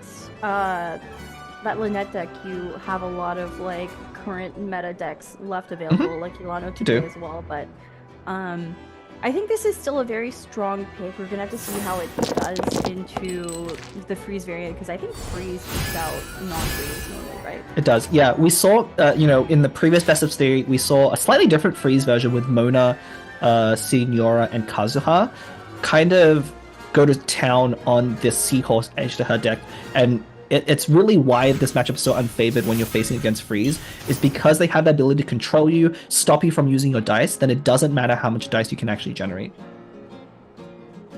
Yeah, but I mean, so I've personally faced off against this Linny Seahorse Aishtaha deck. I was streaming TCG just the other day, and Mr. SI, Robot Wizard, Prince Cup champion, matched into me and cleared me in round 2 and played Judgment round 2. So yep. It is very scarily possible to entirely win the game in round 2 with that deck. It is so strong. Yeah. We're gonna have to see if Chibu can pull it off. Yeah, and specifically in this matchup, as the Asia head deck, you kind of need to go off in round 2, because if you don't, you will almost certainly lose to freeze. That's really kind of what we're looking at here. It's kind of funny to say just how quickly the game is going to be decided, but this opening round is so crucial. Both of them did have a jet in their opening hand. It's actually not what you want in these games. A good tip for players who are trying these decks out at home, even though jet is such a crucial card for winning, you don't actually want to hold on to it at the beginning of the round. I think a lot of players make the mistake of thinking, oh, if I put jet away, I'm never going to draw it again. I need to keep it at the beginning. It's actually the wrong thing to do. You want as much card draw as possible. So for both players, having jet in the open is actually a bad thing. Yeah, though I think for Mistake, it's a little bit better because he does have Junior Zod. So, I mean, he could play it, and then if he has no other companion support cards, he could play jet for a discount and then draw another, card from his deck. So it's a little bit better on Mistake. It's a little bit better, but for his dice though, he does actually have another Hydro die to normal attack against Xingqiu, so he might actually have to swap off to Chongyun here, because I don't think he wants to tune any of the cards in his hand. Although, okay, as crazy as it sounds, it might actually be correct to tune jet here. Is there a point? You have 5 dice though. You're gonna end up floating 2 anyway, unless you play jet now. Exactly. I would never tune jet. I would never tune jet. Okay. No, so I think what the play might be, if you play Dunyazad and jet, you can tune the companion that you get off of Dunyazad, which might be better. So that's kind of up to his call. I don't think Mistake though should tune that Judgment. It's gonna be very important. He kept it in his opening, which again is because it's very important in this specific matchup. That's really riding on, like, you not drawing a valuable card, though, right? Because you can't swap off anymore if you play Junior Zod Jet. I mean, it doesn't matter, because I think Dunyazad and Jet are 2 of the more valuable cards in your deck. So it's really up to Mistake. Does he care more about keeping those cards for a future round, or does he just want some more dice efficiency and go to Chongyun here? I think both plays are reasonable, but knowing my... So I think if I was in Mistake's shoes, I'd probably play a little bit slow. I think going to Chongyun here is probably better. You're not as concerned with getting jet out very quick, as long as you can freeze your opponents. Oh, he's going to tune it! Okay. I don't know. I like that play a lot. Like that. No, that's actually the correct thing to do. So one of the funny things that's happened as well with the metagame evolving, so the reason why jet is so good partly is because you get to do a lot of damage when people playing food, but because all of these decks are cutting food, you actually don't need jet to win the game anymore, right? The Xingqiu Chongyun Razor deck can put out enough damage to take out an opposing deck if they're not running any food. So tuning jet actually I think is correct there, as weird as that sounds. See, for me, Mistake swaps to Chongyun anyway, right? So why not just go for Chongyun's skill and not tune anything? Then you could just play Dunyazad the next turn. Because I think you still need to want to build up the energy on Xingqiu, because again, freeze is what this entire matchup is going to revolve around, and so by skilling it again on Chongyun, he kind of ensures at least that in round 2 he's able to get those rain swords off, because that's going to be crucial to make sure he survives into round 3. Man, I just want to point out, like, we are talking so much about the cards this meta, because that's really what matters, right? Like, it's even when you're playing these hyper magic decks, it's really hard to just focus on, like, what actions the actual characters are taking, because you're trying to play around what cards you have to generate as much dice as possible. This meta is very, very complex, but also fun. Yeah, it can definitely be fun to play in some situations. I think part of it is like doing blind picks though is very difficult because if you don't know what your opponent is going to play, you know, there is a little more scissors paper rock in terms of matchups than there used to be. Ooh. Whoa, wait, never punished. During the second jet. Never punished. Never punished. Wait. We'll have to see. So I think typically, Mistake would be playing Judgment here. I mean, based on what he did in this matchup, I think we'll probably see a Judgment played this round just to stop the Seahorse deck from going off on round 2. It depends on Mistake thinks there's a bit of a risk. Yeah, I mean, if Mystic plays that Judgment, I forget, does Aisha's talent, is that affected by Judgment or no? I believe it is. It's an event card. It is? It's an event card. It's not an equipment, it's an event card. It's very unique talent card, right? You basically just go Aisha. You don't even get an energy point, you just generate dice. And stall a turn. Yeah, but it looks like, though, I don't know if Jibu has... I think Jibu's hand might be good enough to actually go for a significant play in round 2. So I think Mistake might need to play that Judgment here just to survive this round. But if he can survive this round and then get Xingqiu's burst with Chongyun's field, it's very hard for Jibu to come out after that. If you're like, this is such a... What do you do? One with my blade. He's not going to play Judgment. I mean, you definitely want to set up the Frost field. I think you're hoping that they overload you onto Xingqiu. And it's an interesting position because Mistake is purposely trying to get Jibu to use an overload to put him back onto Xingqiu, but Jibu knows this, and so he's not actually able to use Seahorse skill here to do more damage because it would give Mistake a free swap. But we might as well go to Aztaha here. Oh. Yeah, I mean, that's what I was thinking, especially because Mistake hasn't played Judgment yet, right? Yeah. Like, you could swap Aishtaha and basically stall out Mistake's dice. Yeah. Because if Mistake is forced to swap onto Xingqiu, he doesn't have Yayoi to discount those gilded in hand, right? So, Jet costs 1, it would be 2 dice to swap over. You can't play Jet in burst this turn. Ooh, okay. Ooh, double Dunyarzad coming down. There is the second Jet. Oh no. Okay. Oh no, man. indeed. Oh no. I think Mistake really is going to wish that he played that Judgment, because this is exactly why you play Judgment at the start of round 2, is because if on some chance your opponent in the Aishtaha deck draws into the perfect hand, they can just win this round. It's very likely that we'll see Jibu win this round. Although, I will say, one thing I think maybe Jibu may have misplayed a little bit is he could have played the 2 seed boxes first and then the Dunyarzad's, so that leaves the discount for Jet. I wonder if that was actually the correct play there, because playing at this order, you have to use Dunyarzad's discount on the second Dunyarzad, but he could have got a free Jet in play otherwise. Oh, now the Judgment comes down. Now it's too late.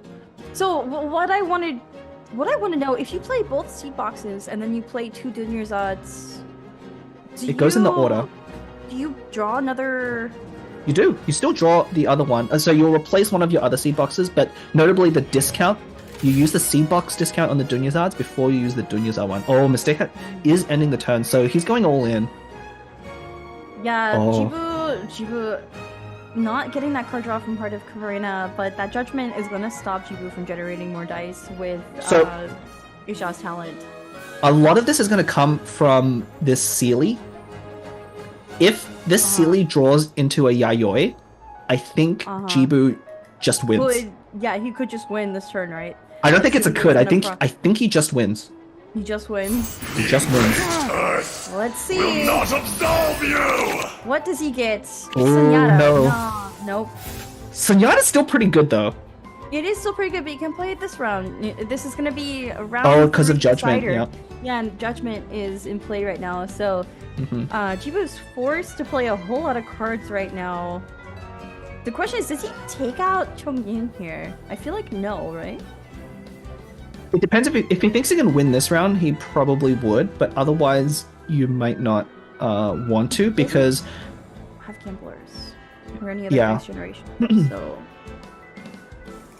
I feel like you want Mistake to be forced to swap off. Of course, we know Mistake has Catherine in hand. He does, yeah. Which honestly is a pretty unusual choice for this deck. I think, you know, again, these deck lists are blind. We were able to see them at the beginning of the game, but here Jibu is playing to Mistake without knowing the opponent's cards and vice versa. Unless, of course, if they've already... Oh! Wait a second! Wait! He just drew this... Oh, I think that's... Wait! That might be enough. That Yayoi draw is huge because I think all Jibu needs to do is find one additional dice. And he can take out... He can either take out Xingqiu before burst or do enough damage to Razor that it won't matter. This is very close.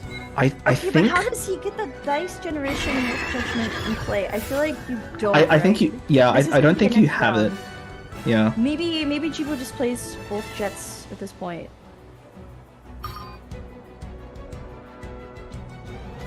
I'm not sure what you need to do in this spot. I mean, it's going to definitely go into round 3 by the looks of it. If you're swapping off H-Tahar, he's usually the one that does all the damage in this version of the Hyper Magic deck. So that swap off definitely tells me that he's not going for it this round.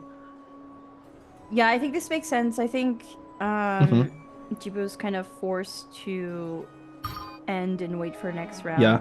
Unfortunately, that Catherine in Mistake's hand, I think is going to seal the deal. And we're about to see why Freeze is so potent in this matchup, because Mistake at the beginning of next round is going to be able to quick swap into Xingqiu, and not only will that cleanse the Pyro, but that's going to freeze Seahorse immediately, and because Jibu doesn't have his own quick swap, his entire team is going to get frozen in round 3. So this might actually be checkmate already. Round 3 is often the decider for Hyper Magic decks, and so even though it deceptively looks like Jibu has the upper hand here, that could easily change at the beginning of next round. Just depending on how Mistake plays it. Yep, and Jibu does have to be careful not to overdraw here. You know, carefully, I think he needs to go down to 7 cards, so he has the right number of cards here to not overdraw. But it might not matter. Really hard of Kavarina on Liddy. Yeah. But we can see how important Judgment was in this matchup, because if Mistake didn't have Judgment and didn't keep it at the beginning of in his opening hand, then Jibu would have straight up won on round 2 in this match.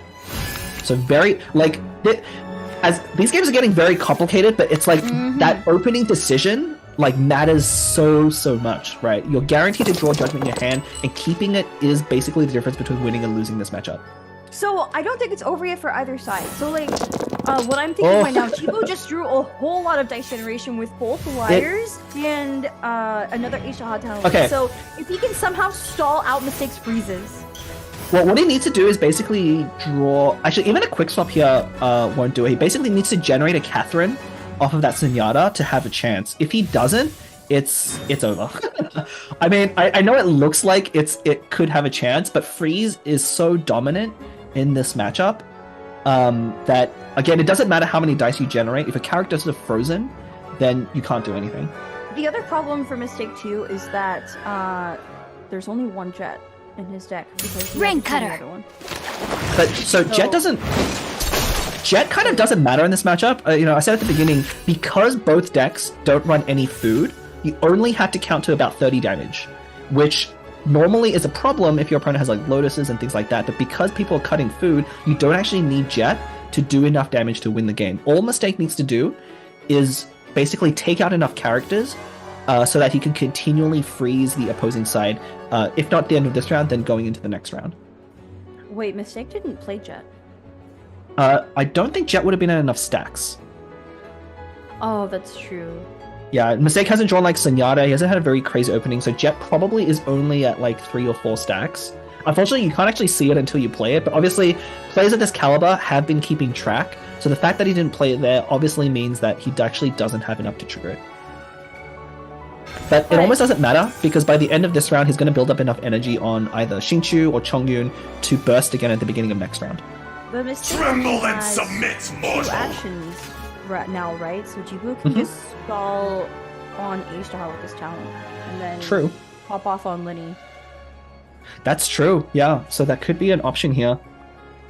And that looks like that's what we're gonna see here, because Jibu does swap to Aisha, and Mistake played Judgment last round, so actually that might be to play those talents and Liar Song and Zenyatta.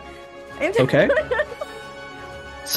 So maybe it isn't as over as I thought, because I think Mistake did low roll a bit. You can see, actually, yeah, Mistake has double heart, double gilded, but has notably no Yayois and no ball princesses, so he's very short on dice.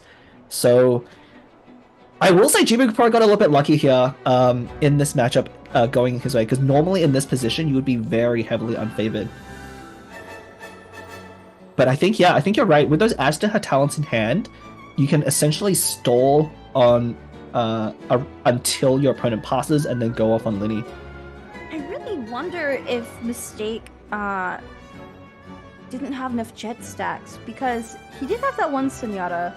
I don't think it was enough. If it was, he definitely would have played it. I'm gonna trust that these players know more than we do at this point. Ooh, swapping over to Razor. Heart of Kavarina coming down on Razor, and yeah, so what do you think the goal is with the swap? I think you were right in saying that if Mistake basically stays on Xingqiu and uses up all his dice, then Jibu can basically use those Edge to Her talents to stall. But by swapping in this way, he at least gets another draw potentially. He's kind of baiting Jibu into using dice on Age to Her, because I think Jibu wants to go to Linny and build up to Linny's burst, because Jibu does have that second jet. So if Jibu can get Mistake to pass the turn and then use an elemental burst, he basically will win this round. So it's all kind of hedging on that. I think we're going to see Age to Her talent played here, because you basically just need to wait. Ooh. There's the other jet. He's ready to go. Interesting, he played that now. I guess he's going to try and play Zenyatta. I'm wondering why he didn't play Zenyatta before Jet. I think, well, you already had those 2 discounts from Dunyazan, so it wouldn't have mattered. I think Jibu's kind of just like, oh. Okay, now he should have Zenyatta, because he has a Memento Lens he could have played. That'll still come up, though. It doesn't matter too much. It doesn't matter too much, yeah. Oh, I think Jibu actually has enough dice to do it. Yeah, Mistake. Unfortunately, even though having the advantage in this matchup as well, I think he kind of low-rolled twice on the same deck, which is really unfortunate. I mean, it does happen. The deck is built very consistently. 1,000-year pain! Ooh. Ooh, I like that, actually. So he's going for that last energy point to threaten the double jet. And then he has those 2 talents in hand, so he could just stall it out when Mistake goes for the freeze. And I mean, Mistake is forced to go for the freeze here. It's basically a forced play at this point. Yeah, and this is crazy. Like, look, Jibu drew both Liars, has Yayoi, has Memento, has 2 gilded in hand. The distribution is in. Yeah, this he couldn't have picked a better time to draw well, because again, he was very unfavored going into the beginning of this round, but he's able to capitalize on Mistake not drawing enough to punish with the freeze in this round. Yeah, but I think you're right. We're probably going to see surely the Age to Her talents go down. You can use it when you're frozen, right? I'm actually not sure. Yeah, I think you can. I'm pretty sure you should be able to. Can. Okay. I'm pretty that sure almost you has can. to be correct. Yeah, here we go. Yep, here we go. So, cost 2 dice, and then you get 3 dice back, and then you can just keep doing that, as long as you have 2 of the same dice. Yeah, it's actually kind of crazy that passing the turn here is very important. Like, if Jibu didn't have those talents and had to swap and use up dice, it would be a very different game. I think it's important to note as well that, so playing Aisha's talent doesn't generate energy for him, which is why I think he went for that skill earlier, just to threaten those double jets. Yep. But yeah, so we're gonna see a lot of swap off here. Yeah, we're gonna see a lot of stalling. Mistake did draw a Yayoi, so I think what Mistake is going to try and do is bait Jibu to swap to Linny so that he can use Yayoi to generate enough dice to normal on Chongyun. But Jibu being very smart. I mean, Jibu has the time to play around it because he has those H-Dead talents. It's very critical in this matchup right now. And double Liar, Yayoi, double Gilded, Memento Lens, no threats of Judgment anymore. Has so much dice generation in hand to get those 2 actions off, so he can get Linny's burst off, and then 8 more Omni dice. Just, oh my gosh! I want to use this opportunity to quote another caster, Sumi, about Hyper Magic. Playing card make dice go bigger. Dice bigger good. Good things equals win. God. From Sumi. Thank you, Sumi. Yes, very, very poetic. I mean, these matchups are very tough because of, like, it's so punishing. If you make one slip up against a deck with freeze and you get your characters frozen at the wrong time, then it can be over for you. The swap stalling going onto Xingqiu does have a little bit in hand. They played that Yayoi too, so Jibu knows. Yep, and Jibu very smart. They're not swapping to Linny, even though it looks like his opponent is at 1 dice. You know, Mistake did reveal his Yayoi. I wonder if that was intentional or if he just played it for more time. But by showing Yayoi there, oh, he passes. Ooh, that's what Jibu's waiting for. It's time. This is We're it. gonna see the swap to Linny. There's nothing Mistake can do. He's already passed the turn. Yeah, Jibu has the hand, I think, to win. Oh, it's an honor And to again, be here. it looks like it's very unfair from this point, but Jibu has played very well up until this point to make sure that there's no other way that Mistake could have played around this. And unfortunately, I think Mistake didn't draw quite enough to finish Jibu off at the start of round 3. Yeah, Here we go. it's really unfortunate as well because I think Mistake also played very well, hiding a lot of what he had in his hand, so Jibu couldn't see it. But unfortunately, you know, drawing that double liar. Yeah, drawing double layer is pretty nice at this point. So one thing Jibu has to be careful of is he needs to calculate his damage carefully because he does need to try and finish the game this round if possible. But I don't think it's going to be very difficult at this stage. Yeah, He's definitely got it in his bag. He has enough dice at the moment to go for 2 actions on Liddy. Double Gilded has Memento 1 Yayoi. Like, he has a lot of dice without Jet, right? Yes. Ooh. Okay. Rings. Just to do a draw, so he's gonna go for his normal attack. What if he gets bored? What if he gets bored? I mean, if he gets bored, it's... Oh my god. And that seal is about to pop up as well with 3 more cards. Yeah, this is... We're gonna see... So this is what it looks like. So okay, so here's what we're seeing right now. On the bottom half of the screen, you're seeing how the deck operating at peak efficiency, where it draws all of its cards perfectly and you get every card you need. On the top of the screen, you're seeing what happens when the deck doesn't draw as well as it could and just doesn't seem to do much of anything. So this is going to be a fun watch, I think. If you haven't seen this in action before, and this is your first time coming here, this is going to look very different from maybe what you're used to in TCG. Sorry, I'm laughing. Now I'm really... disappear. What if he draws boar? Draws boar. Oh my gosh. Oh, going for the skill here. Yeah, Jibu still needs to... Oh, that's actually the perfect time to draw Gamblers, actually. Wow. He drew it the turn before he needed it. Unbelievable.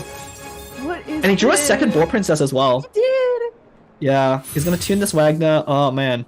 A round of applause. That is 8 more on me. No, it's 10 on me because I of am the Gamblers. And then he can still play Yayoi. And Yeah. Boar. So one thing I also want to point out, if you look at Jibu's deck, I hope we're probably going to see it hover over it, but you can see how low it is, and that's kind of how these decks are built. You want to try and draw as many cards in your deck as once, because when they're combined together, they generate a ton of dice, but only if you can consistently draw them. So this whole deck is built around executing this as efficiently and consistently as possible. So, wow. Let's get this show on the road. In awe here. Doesn't even need to play the other guilds or anything in hand. Just goes for it. Discourage And your that is evil. it. Jibu taking the second game against Mistake. This is a triple rematch. Congratulations to Jibu. Yeah. You are the second person today qualifying for the Prince Cup tournament. Yeah, really unfortunate there for Mistake. I mean, I think if you go back and look at those games, he rolled not very well. He didn't draw very well on either of those games. As well, he on average, I would say the decks definitely performed below average. And at this point in the competition, those are some of the toughest losses because, you know, RNG will fluctuate. Sometimes you'll get lucky, sometimes you won't. But the stakes of each different game are not the same, you know. So maybe Mistake, you'd use up all his luck in the early rounds, but at this critical point was not able to pull through. But either way, like, we had to send away 2 Prince Cup competitors no matter what from this group, and it just so happened in this time it was Mistake and Mayumi. Yeah, Actually, this group is very incredible. You know, Ting. It is the hardest group. Coming in top 4 for NA Prince Cup last year, and of course Jibu was also top 8 Prince Cup, and Mistake and Mayumi as well. Like basically everyone here was in the big tournament last year, which is a huge accomplishment in itself. And only 2 players could make it out. So I mean, just have to congratulate all these players. And this isn't necessarily the end for them if they go enter the wildcard tournament. And you could enter the wildcard tournament too. It's open for registration right now. You have a shot at also entering into the Prince Cup tournament. But yeah, congratulations again to Jibu. Yeah, I mean, it was very well fought matches. But yeah, hats off to him for kind of finding the lines needed. Obviously, if he had slipped up at any point in that last match, swapping to Lini too early before Mistake passed the turn, then he would have lost because of those freezes. But managing all of that freeze effectively and then drawing very well really clinched the game. I feel like, in these Hyper Magic matchups, if you have freeze, you are normally favored to win, right? You are very favored, yeah. The card draw matters so much. Like, it really matters so much right now. And I mentioned this a bit earlier, but, like, we're focusing a lot of our conversation during these matches on the cards because they are what is generating you that extra dice so you can take those extra actions. It almost doesn't matter what characters you're using, right? But, yeah, for sure. We're going to head to a break here. So we'll be back for Group 3's Best of 3 very soon. So stay tuned. Yeah.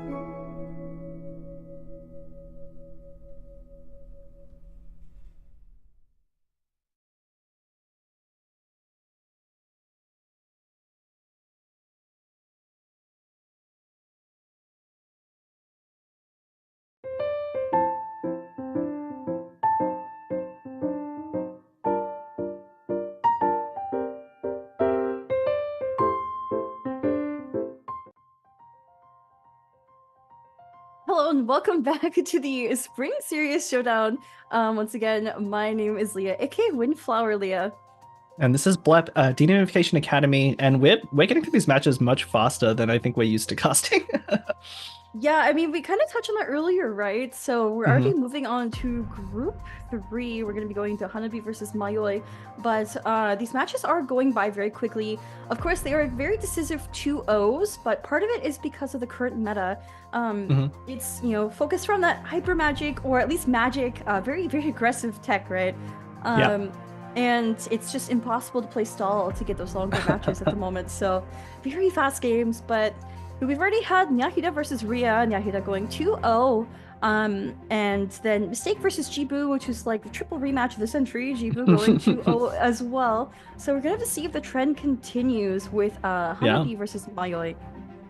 Yeah, Hanabi and Mayoi, I think, you know, if the Hanabi, the name looks familiar, they did most recently appear in Season 1 of Cat's Tail Finals in NA side, coming in 3rd over there. And Mayoi we haven't seen for a while, but they did play in the North American Duels, which is like the first official tournament for the global scene. Yeah, I think Jibu was also there, right? So yeah. But here we go. Here is our... Sorry, go on. Oh, so that was a very exclusive event for sure. It was. I think it was like the first live event we had for TCG. So they were definitely testing the waters then. But here we go. This is the Group 3 bracket. So Mayoi already beat Hanabi notably at the beginning here. So this is another rematch. Maxim making it to the Prince Cup. Taking out Meteorites, who's also a very veteran player in the scene. But yeah, we do have this rematch between Hanabi and Mayoi for that last spot in the Prince Cup tournament. Yeah, should be an interesting one. This group, certainly not as stacked as the last one, but I think all the players here in the Series Showdown are very capable in their own right. Oh, and here we go. We just saw this deck played. It is the Linny Eshtaha Seahorse combo. With... Yeah, we saw it pop off. Yeah, for sure. We'll see if Mayoi can get as lucky as Jibu did in that last game. Oh, yeah. Okay, so we were notified about this, right? So this player did not submit their decks to the Astro team in time. So we will only be seeing Mayoi's deck on stream. So whatever Hanabi's playing today is going to be a surprise for us. It is going to be a surprise, yeah. And of course, I remember this was a blind pick, so both the decks... oh, here we go. Both the decks playing against each other, they would not have guessed. It is a mirror. It's a mirror. Okay, so I mean, we can expect it to be very similar to Mayoi's. Have you played this mirror before? Because I have not. No? No. Okay. I haven't played this mirror before. Mirror matches get very interesting in GITCG because they tend to play very differently, and it matters a lot who goes first. So I didn't catch the die roll just now, but we'll have to see who is the first one. It looks like Mayoi is having some troubles on this side a little bit, even though Hanabi's stream is going ahead. Not sure what's going on, but hopefully we'll get it sorted out soon. Okay. We're good. So who went first? Okay, so Mayoi starting first, I think, is a significant advantage, but it mostly will come down to how good their hands are. Is that Flowing Rings or Heart of Caverna? I didn't That was Flowing Rings. That was Flowing Rings. Yeah. So, yeah, Flowing Rings is a very interesting card. Every time you do a normal attack, you draw a card. Once per round, 0-cost artifact, and it's great on Lenny because his prop arrow actually counts as a normal attack. So he gets to draw a card with it and apply pyro damage. Yeah, and right off the bat, Mayoi's hand looking pretty decent. Obviously, again, as I mentioned in the last game, having Jet in the opener is actually a bad thing. So you'd much prefer to draw it later on and have more card draw, but we'll see what this Flowing Rings gives Mayoi.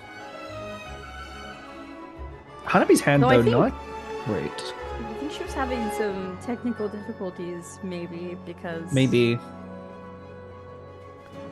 Could be a connection issue here, so we'll have to see. Eagerly waiting to see what happens. I mean, they could also just be thinking, right? Like, thinking time is very important at these high-level matches, and it's very easy to slip up. Like, if you slip up only a little bit against these decks that are combo-centric, you can just end up losing on the spot. So...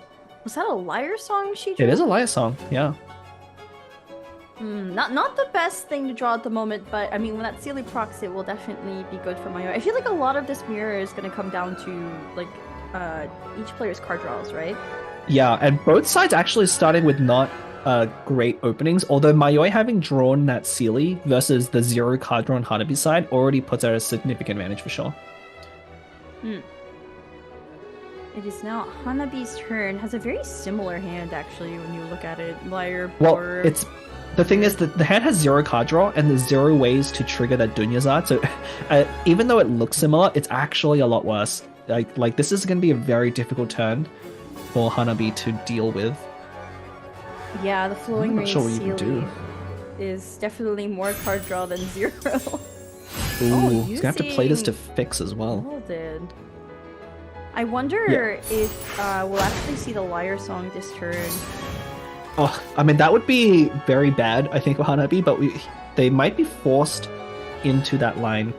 Although we're more likely to see that Seed Box get tuned, or maybe that War Princess to skill again on Seahorse. Mayoi swaps onto Seahorse. Likely we'll see the same thing here. Mhm. Yep. Now the question is, does Hanabi tune skill? Are they both gonna skill? I don't think Mayoi is going to skill here. Tuning 2 is probably too expensive. I think you want to keep all those cards in your hand. Unfortunately, Mayoi didn't draw like a Liben here, because I think if you had a Liben, you would almost certainly just play it and pass. I wonder if she's we gonna might be just forced see to a play her Jet.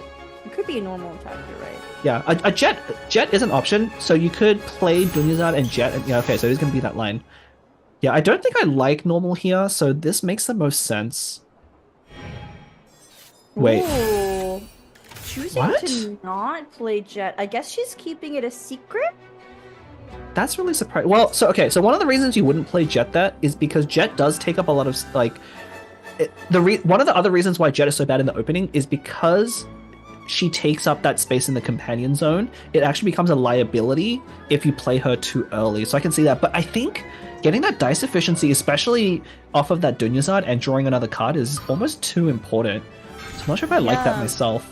I mean, I'm wondering, like, if you draw Yayoi or another, like, 1-cost support, you'd want to play it too, right? Exactly. Floating 2 is a lot. Both sides now just have really scuffed openings, I've got to say. Like, they're not ideal at all. And they must look really weird from the other side.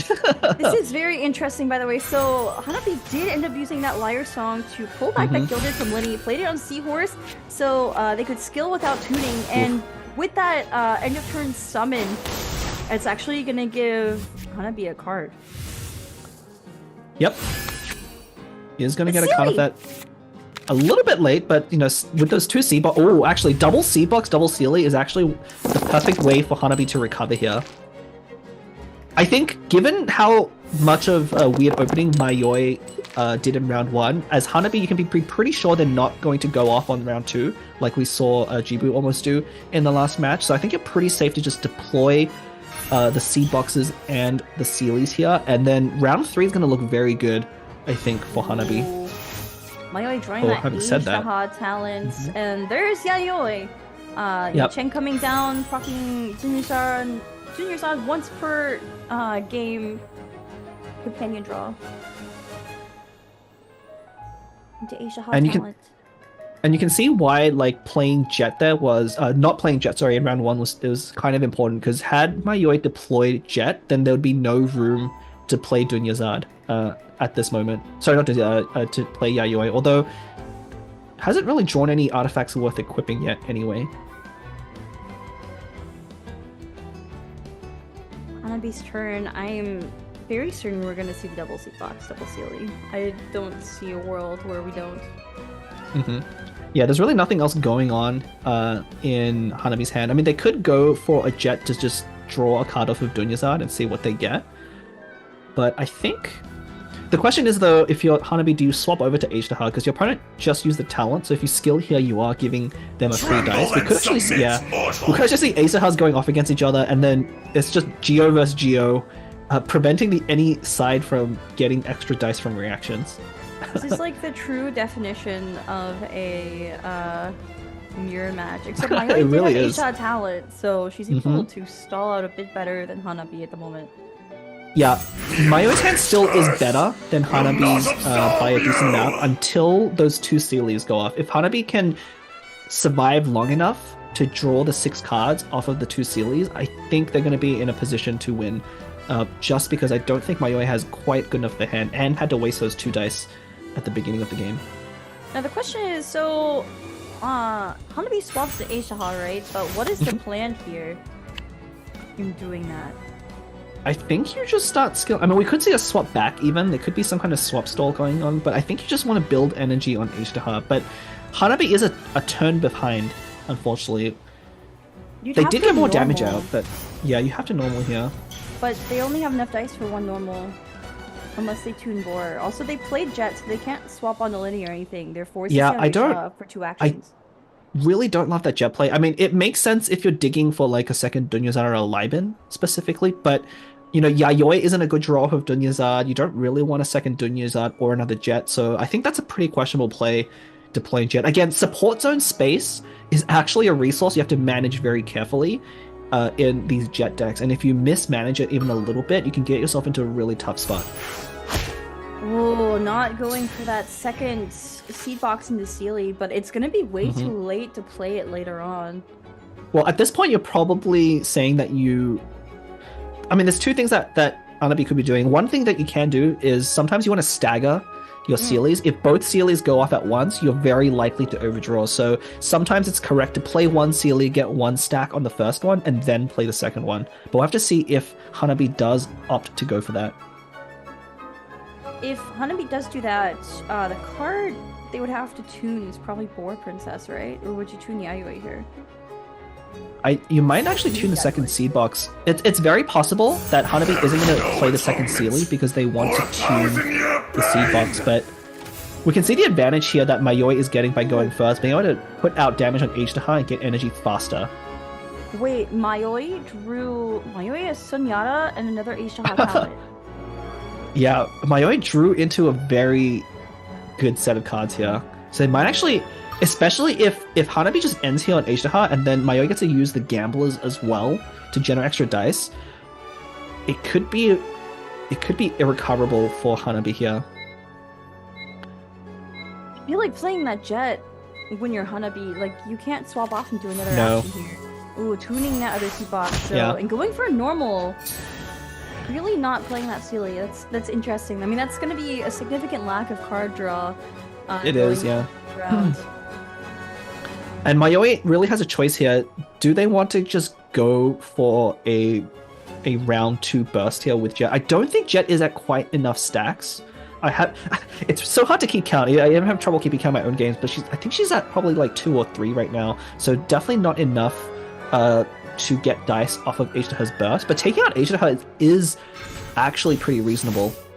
We should designate one of us to keep track of Jet stats. True. Just, like, have a piece of paper in front of us and just mark off like tally 1, 2. That's probably my job, so I should probably be the one doing it. Yayoi, Mayoi playing Yayoi. That rhymes. I wonder if we're going to see Aisha talent here, or if she's going to look to end. Was that Boar Princess she played? That was Boar Princess, so we're almost going to certainly see a Gambler's equip here. I think Mayoi's just using extra time to think if they want to go for anything further than just the Gamblers. But Gamblers plus that Aisha talent will get them to have 2 more actions this round. Yeah, Heart of covering it down, and then you replace it... Oh. Wait, ooh, they put Heart on Linny. And then it's the same either way. Yeah, it is the same either way. Yeah. Gamblers goes on Aisha. Now the question is, do you talent here and then go for it? I mean, the order doesn't really... I mean, if you don't want to tune as many dice, you would probably talent here. Sunyata? What do you get? Wait, is she gonna go for Jet? It looks like... I think that's just a tune, yeah. Just tuning the cards you get of Sunyata, which actually getting Jade Chamber at the spot would have been actually pretty good. Not gonna lie. Aisha's Elemental Verse coming down, taking out the opposing Aisha. And of course, you know, Gambler is refreshing those 2 dice. Hanabi is forced to end here. Oh, there's Gilded. Mm-hmm. I mean, it's still not over for Hanabi yet because Mayoi used up a lot of their resources. Yeah, not going for the... So yeah, going for the Aisha talent would be bad because you... Remember, Aisha generates 1 dice of each color. And so using it there would have given a Geo, Electro, and a Pyro, which doesn't let Aisha skill again. So I do like this quite a lot. See It's how so- dice roll here. Yeah, this matchup is so different because there isn't freeze. It's kind of crazy how different it plays out when you don't have to play around freeze, despite, again, the decks being very similar in terms of the cards that they use. I think it's not just the freeze, like the actual character matchup, but also like what they physically draw on their hands. Because if you get gilded, if you have a bunch of card draw, like that's gonna affect what you do, right? So Yeah, I mean, both players though often like not ideal starts. I mean, we have to remember that Mayoi did end up wasting 2 dice in round 1, and every dice really matters. Like if there was a way for them to keep those 2 extra die into this round, it would have been much better.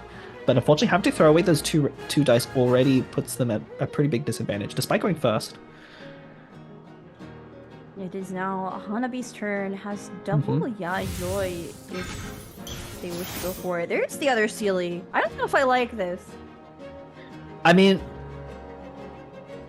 I think if you're going to win in Hanabi's spot, you're almost certainly going to get 3 more skills off. The unfortunate thing though, Jet being at 1 stack kind of means that she's never going off, and that's kind of why I don't like having played her so early, because she's not really doing anything right now other than taking up space. Yeah, I mean, I really feel like if you were gonna go for the second Sealy, then you just play double seed box, double Sealy, right? Yeah. Wait. Ooh. Okay, so wait.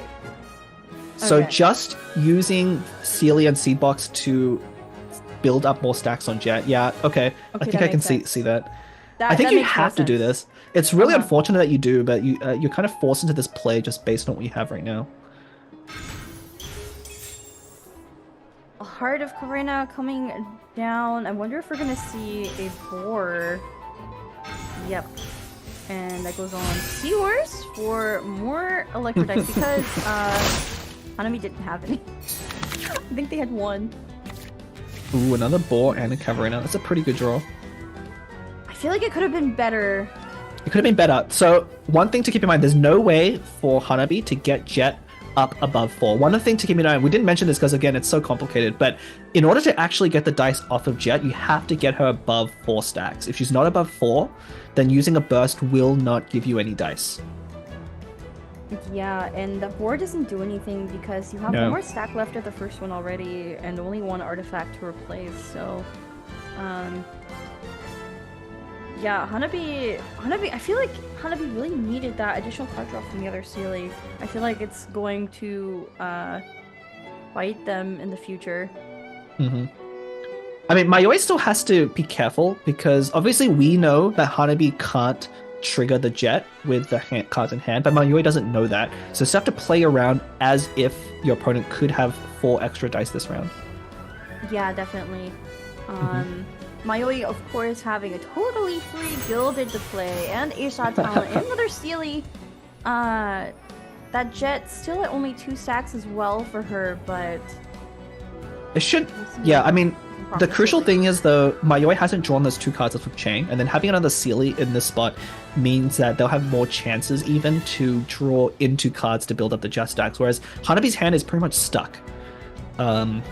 They do have the Gilded on Seahorse, so if they can get another reaction going, then they will be able to draw more cards, but I think Mayoi's going to play in a way to not allow that to happen.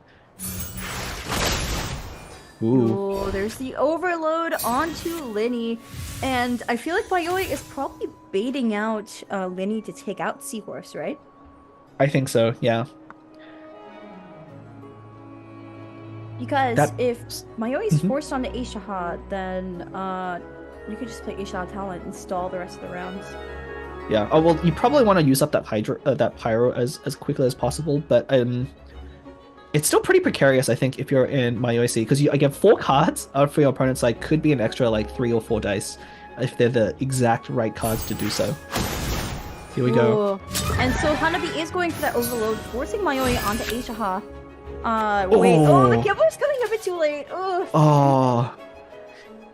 If Hanabi had the Gamblers there, because you could have board Princess into Gamblers as well, that's an extra like 3 or 4. That's what I mean. Like, if you have the perfect cards, it could be 3 or 4 dice out of nowhere, but because Hanabi just drew that Gamblers just a little bit too late, that's missing out on 2 or 3 extra die there. And that's why I said that other Sealy is really coming back to bite Hanabi, unfortunately.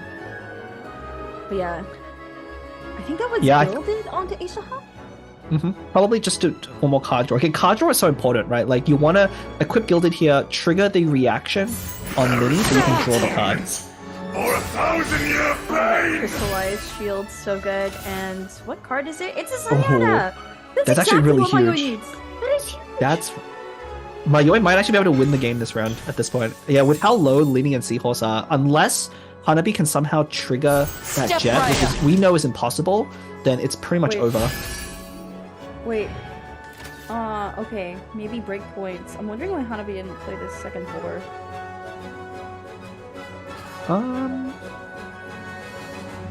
Well, Aisha can't take out Linny here, right?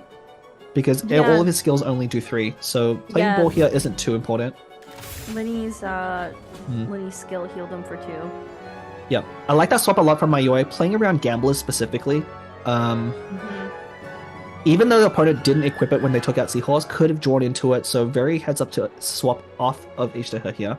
Yeah, and we know Hanabi did draw into it, so very, very good prediction from Mayoi. And of course, Mayoi has a ton of dice at her disposal to sit and wait to see what Hanabi will do. It's going to be interesting. I don't know if Mayoi has enough cards in hand to actually also trigger the jet. Again, both players here are not rolling very well, so it's been very difficult for each of them to try and execute their game plan. So they're each trying to play around what each other could have, but both of them kind of have not a lot. That swap stall is brutal. Hanabi can no longer take an action. Of course, Mayoi doesn't know that, but you do. Here's the liar taking back that Gilded from Aishtaha. I feel like we're almost certainly going to see Zenyatta at some point. Yeah, probably see a Zenyatta. I wonder if you even use the strategize here. So Mayoi has that Sealy that's about to trigger. It's a very good chance that they'll draw into enough die to burst on Linny while also being able to get Jet up to 5 or 6 stacks here. Tuning Heart of Colorina. And we'll see, I think... Linny's gonna go for a skill, right? We can just go for a prop arrow, probably. So, I think Linny has a Heart of Camarena on him, so Mayoi is, again, maximizing that card draw, and that's why the Gilded went onto Aishtaha instead of Linny. Right. So we're gonna see 4 cards coming in from Mayoi here. And what we're looking for is a way to generate 2 extra dice. This is kind of why Linny is so good, by the way, because... Oh, there's the other jet! But Linny can, draw cards by damaging himself with Prop Arrow. Unfortunately, that's not going to be... Okay, so what you probably want to do is you could probably play Liben and Zenyatta one of the Libens here and hope to get something off of that. We could also see a strategize. Yeah, it might actually be correct... No, go on. I was saying it might actually be correct to spend that one, because the way the deck works, you can often draw more dice than you spend on strategize, so it might have been correct to just strategize there to see what you can get. Yeah, I was gonna say, I feel like Mayoi has already decided to try next turn, just considering the card draw she has. Next turn is tricky though. The longer you let your opponent kind of stabilize, the more chance they have to draw into their own cards that are going to be generate dice. It's so close. That judgment on Mayoi's side is gonna be so crucial, I think, because this is the round that Hanabi's gonna have to take a whole lot of actions, right? To go for. Well, the Hanabi's going first, so if Hanabi's aware of judgment, they can simply pre-play cards like War Princess. I guess War Princess is the only card right now that matters. War's the only one that they could even play. Oh, but they did draw double Liben Chang, which will let them remove enough support cards to get Jet up to 5. Or yeah, 6.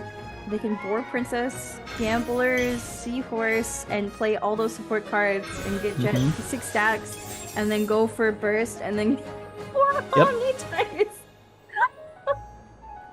Yeah, I mean, it's kind of unfortunate because you would have loved to have the 0 cost earlier in the game, but still, they're serving their purpose right now. We'll see them as they get replaced. Of course, replacing a support card counts as a discard, so you can see each time one of those 0 cost supports gets played, Jet goes up by 1.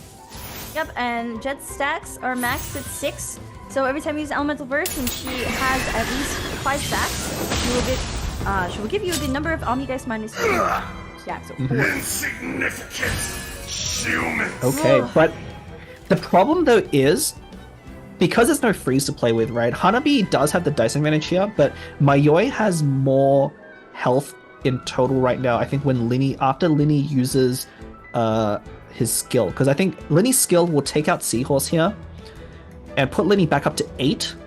Oh, but then actually 4 is going to be a really important breakpoint. Oh, playing Judgment now? Yep. Yes, I think you have to. Do you? Though Hanabi doesn't have any cards. Yeah, Hanabi doesn't have any cards. There's no card draw there. Either way, the game is going to go down to all of the dice, so I guess it's okay no matter what. You have to elemental skill here, and then the question is your opponent able to do 8 damage to you before you do 4 damage to them? And I think the answer is no. This is so close.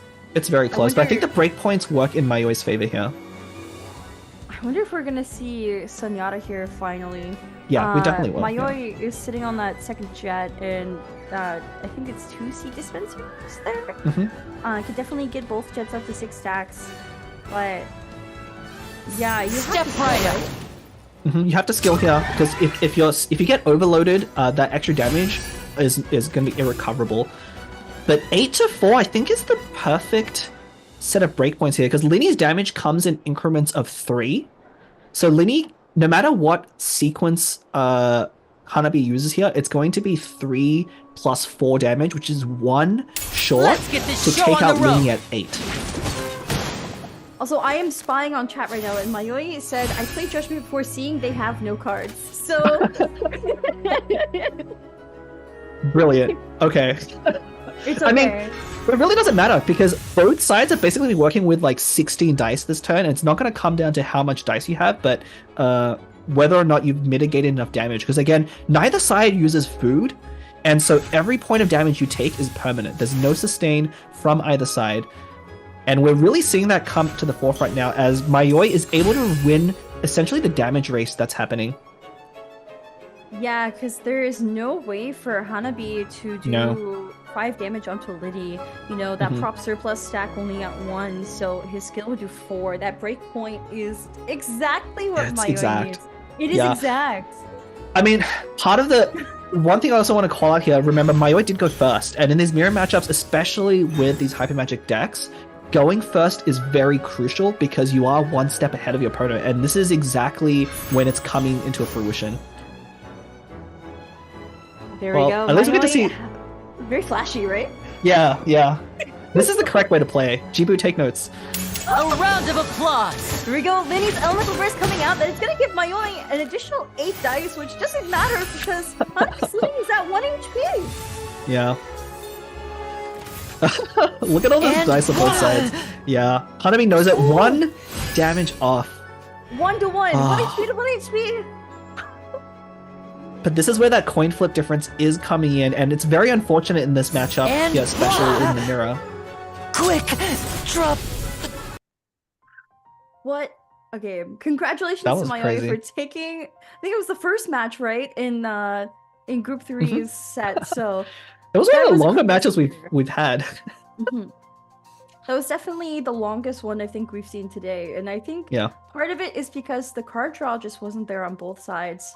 And I've said this so many times throughout that match, but I feel like Hanabi not playing that second Sealy really came to bite them. Yeah, I was gonna say, one of the main differences you saw, Mayoi chose not to play a jet and you basically waste 2 dice in round 1, because I think they realized how important it was to save that support space for the card draw cards that hopefully they will draw into later. Whereas Hanabi opted not to do that, played that jet early, and really didn't do anything with it. And that support space, I think, forced them to make some unfavorable cards. I mean, if they had gotten 3 more cards off of a second Sealy, it could have looked very different. Yeah. And notably, I think Mayoi did play the second Sealy and got cards from it in the end. So, Hyper Magic really boils down to your card draw in the beginning and how much card draw you can generate from your card draw, right? So, also, wait! It's MNEC with Electricity. It is. Yeah, this is one of the newer decks that kind of popped up with Electrocism having just been added. Normally Fischl is played in Electrocism Mage's spot, but honestly right now Fischl is even too slow for the current metagame, but Sisson with her talent is able to power out a lot more electro damage, and so we're seeing a resurgence here. Again, aggro decks are very good right now, they're just not as consistent as they used to be. And once again, just a reminder, we're not going to see Hanabi's decks because unfortunately they did not submit them on time, but it's kind of crazy to think of a meta where Fischl is too slow. Yeah. Isn't that weird? It is very weird. I mean, we are in strange times right now. Fischl's been a staple for so long. So long, yeah. Ooh. I think Hanabi's playing the same deck. By these event cards, yeah, it is going to be the same deck. Oh yeah. So it's an honor to be here. Because this is Conquest format, even though they are not pre-submitting their decks, basically if they win a game with a deck, they can no longer play any of the characters in that deck again. And otherwise they're free to pick whatever they want, so... Yeah. The opening hand for Hanabi much better now, he had that Dunyazad and Liben, both of which will draw extra cards, so this is almost, I would say this is, aside from maybe the Liaison thing, a pretty optimal opening off of Hanabi here. Let me amuse you want to explain what this one does? Yeah, so the Sisson talent what essentially does is anytime the Electro Sissons on the top right there that are summoned get to 3 stacks, then it will fire off a bolt immediately at the start of your turn. So it basically allows you to get a lot of extra hits. And one of the unique things about Sisson, one of the advantages of playing her over Fischl is anytime your opponent plays 3 action cards, or 3 basically of any card, it'll increase the summon stack by 1. And we saw how many cards Hyper Magic plays, so I really like this deck choice into the current metagame. Yeah, actually, that's a really good point. And of course, Electricity is one of like the newer cards. Was it this patch that she was released, or was it the last patch? Yeah, it was. It was this one. It was this patch. Yeah, I feel like the devs must have known that with all these cards being played, things are prioritizing heavy card draw and dice generation, right? So exactly. Electricist's kit is definitely good right now. Yeah, but a little bit inconsistent. Obviously, Mayoi did very skillfully draw the talent in round 1, which is exactly when you need it. So this is about as good of an opening aside from the dice. The one thing that's going to be a problem right now is Mayoi's dice is not very good. Yeah, force use a normal attack here. Only 1 Hydro. Don't want to tune anything in hand. I don't want to tune 2 of anything in hand, right? Yeah. I almost wonder if Mayoi should have not equipped the heart there on Mona and instead just gone for the Gilded. Because I think Gilded there, if you used a skill on Mona, will draw you 2 extra cards, which is very much worth playing it that early. Hanabi's draw is so much better this game, by the way. It's so good. Yeah, it's actually quite good. Gilded and Hanabi sitting on Asaha talent. I wonder if we could see the round 2. Yeah, these are the types of openings that definitely make round 2 possible. I mean, I think the longer the game goes, the more Mayoi is favored, especially being able to draw that talent. Although, honestly, missing that Mona skill is very important because it's a surprising amount of damage because not only do you miss out on 1 Electro Charge, but it's like 2 more Hydro hits as well. Players thinking through their next turn on the dice rolls. I mean, the timer goes down, you don't have a lot of time to think, right? So that is a good time to consider your next moves. Double Sunyata on Hanabi's side. Yeah, that's pretty good. Obviously, there are no jets as of now, so the Sunyata is not going to be quite as effective, and no card draw. So Hanabi's kind of blocked a little bit now on getting more cards, so it's going to be a priority for them, I think. So we could see a Gilded equip here. Yeah, I mean, Hanabi has Liar Song Guild in hand. I'm forgetting what artifact is on Seahorse right now. I wonder if he could Boar replace. I believe it's Heart. Yeah. So we could see a Boar here. Yeah, Boar replaced with Gilded, right? Yeah. Both Boar and Gilded essentially do the same thing. I think you'd probably want to save the Heart. Again, card draw is so important right now. I think getting rid of the Heart is to be amazed. Not ideal. Yeah, but you would be trading it for a card draw with Gilded because you trigger the elemental reaction on Mona, right? But yeah, true. we do see a swap onto Linny from Hanabi. That's a little bit surprising. I would have expected Age to Her with those 2 talents, but maybe trying to just Shadows of fade Fate. out the Mona summon here and then go to Age to Her. You're managing those auras. I didn't catch what Mayoi tuned. Oh, I didn't either. I was too... Oh, but yeah, you're right. They had to choose something. The dice are really bad again. This is not a great opening for them. This isn't a great opening for her, but 2 Dendro dice, Gilded in hand, we could You definitely dare overstep your mortal authority? Yeah. But the swap to Age to Her makes sense. I think Linny definitely was there to just soak up that Hydra hit. I think Hanabi is in a good spot to, if the card draw is right with, oh, well, it's gonna depend on if Hanabi can get an elemental reaction off with Gilded. Mm-hmm. But And we're gonna see if that one card draw is right, could do something this round. Yeah, we're probably going to see Mayoi go for a 5 cost here on Nahida, which is actually pretty rare, but given how the dice is working out, I don't think you would consider anything else. You have to tune that food probably, right? Or I haven't lost yet. I mean, the deck is going to pretty much take you out in 1 turn, so there could be a reason to tune I haven't lost yet. Oh, just going to be a regular skill. Interesting. Okay.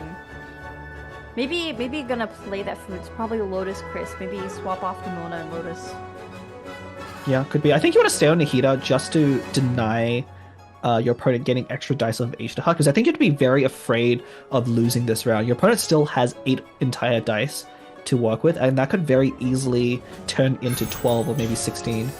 Here we go! The stall with Age to Her talent. Of course, Hanabi has 2 in hand. Also, I just want to appreciate the elemental aura management on Hanabi's side. Look, Linny has Hydro. Seahorse has Electro, and Age to Her has Dendro. It's beautiful, actually. Yeah, and the other thing to notice, you know, you can see that little counter at the bottom of Age to Her, that's counting up for Electro Sisson's. Basically, if you remember, once you play 3 cards, you'll tick up the summon by 1. And so right now, Hanabi is at 2. So if they play another card, then it will increase the summon by 1, and that will also trigger it to fire immediately. There we go. So the swap. Lotus on Mona and swap. So the good thing about ending on Mona is that you can always quick swap from her at the beginning of next round. Yeah, going to Mona here is very surprising though, because it's gonna let Age to Her trigger the crystallize and give an extra dice. So this is actually making it a lot easier for Hanabi to go off by going onto Mona here. Yeah, and also that Gilded. So Gilded equip onto Age to Her. Hanabi's also going to draw a card from this. And we'll see if Will it's not exactly absolve what you! Jet. That is actually exactly what you needed. So I think Jet's currently at 1 stack. Those double Senatas will put up to 3. So based on what the scenarios draw, there's actually a very real chance that Hanabi does have a round 2 here. And it might not be a round 2 win, but Hanabi could very realistically take out enough characters to make it impossible for Mayoi to come back. Yeah, and here we go. Mayoi ending the round, has nothing left for this round for her. We'll see how Hanabi responds. Has a ton of resources at their disposal. You know, notably, the card draw is way better than it was last round. Yeah. I have to think. We do you are play still- Isha talent now? You definitely could, if you think you're gonna go off this route. I think you kind of have to see what the Senatas give you before you can Senata this turn. Oh, this is the cool thing about Aisha too, because he can absorb an element, so he could just trigger his own crystallized reactions. You don't have to swap back and forth. You can just stay on him with that Gilded. Prepare to be amazed. Wait. Oh. So it looks like he's gonna wait a little bit on the burst and triggering Jet, because I think Jet is not quite at enough stacks.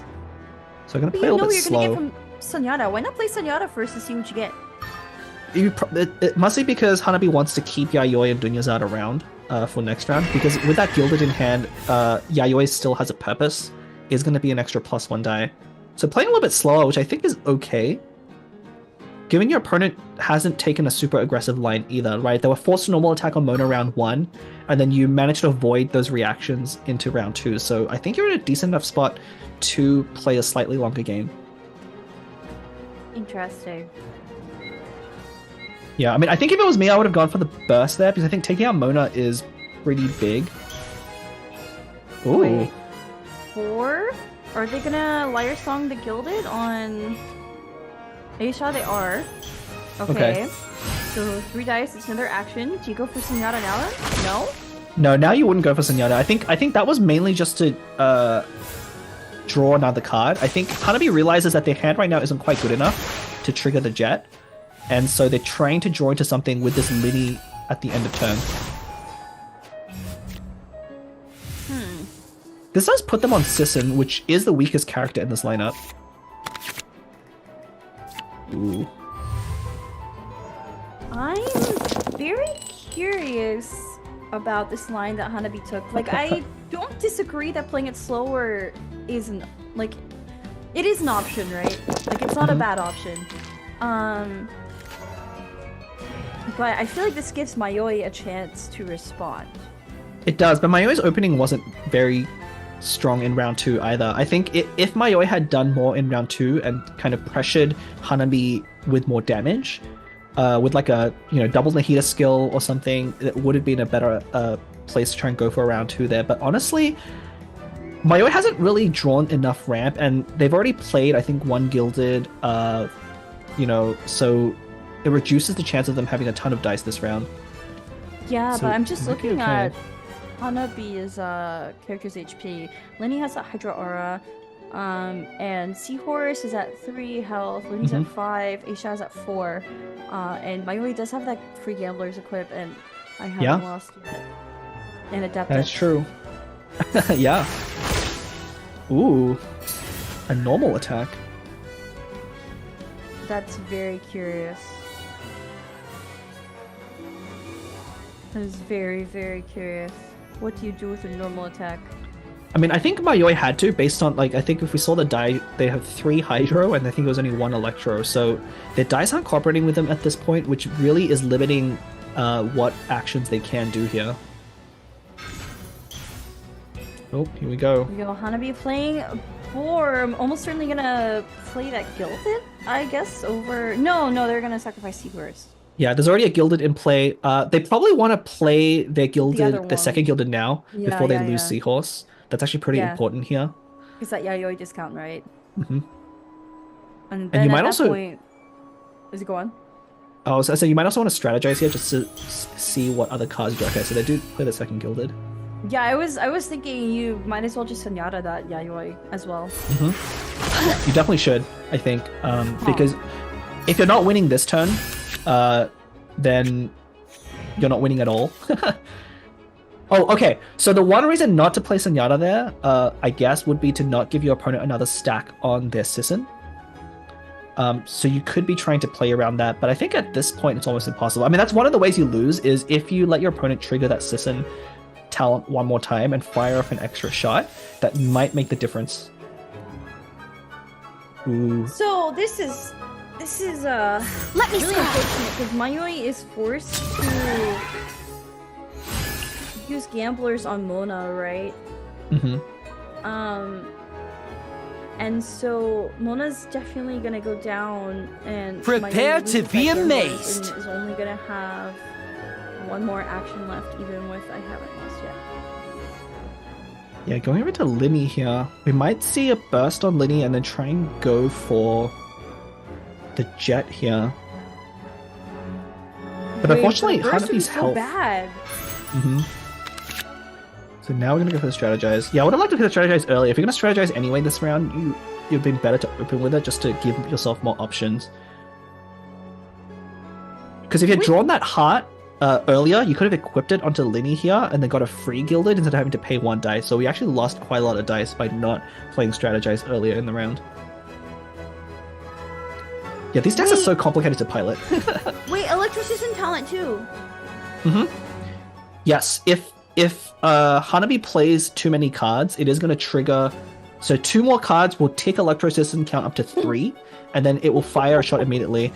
It might not matter, though, for the breakpoints, because Linny is already at 4. Really, I think a burst or a skill from Nahida or Sisson will take her out. Does a burst actually take out Mona with the shield point? I forget if Luna's burst it's is 3. Three? It's 3 damage. So here's the Senyatta. Ooh, a Chang. Actually, oh, never mind. Linny probably just wants a skill here. Just to get back up to 6 health. I forgot he already had 2 stacks of prop surplus, so well, probably going to see a Linny skill here. And at 6, that should protect Linny from... Does that... Actually, that might...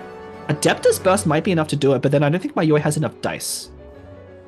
So... My brain is breaking here, trying to figure out what is happening in this game, because I think Hanabi has it, based on just how the game has progressed so far. Mayoi just simply doesn't have enough dice right now in order to take out Ashtaha and Linny before the end of this round. They would need to get to the end of round 3 without losing, but because Hanabi does have Jet and then all of those other cards in hand, is going to be able to take it out. Ooh, is he going to burst? I think a burst here is a mistake.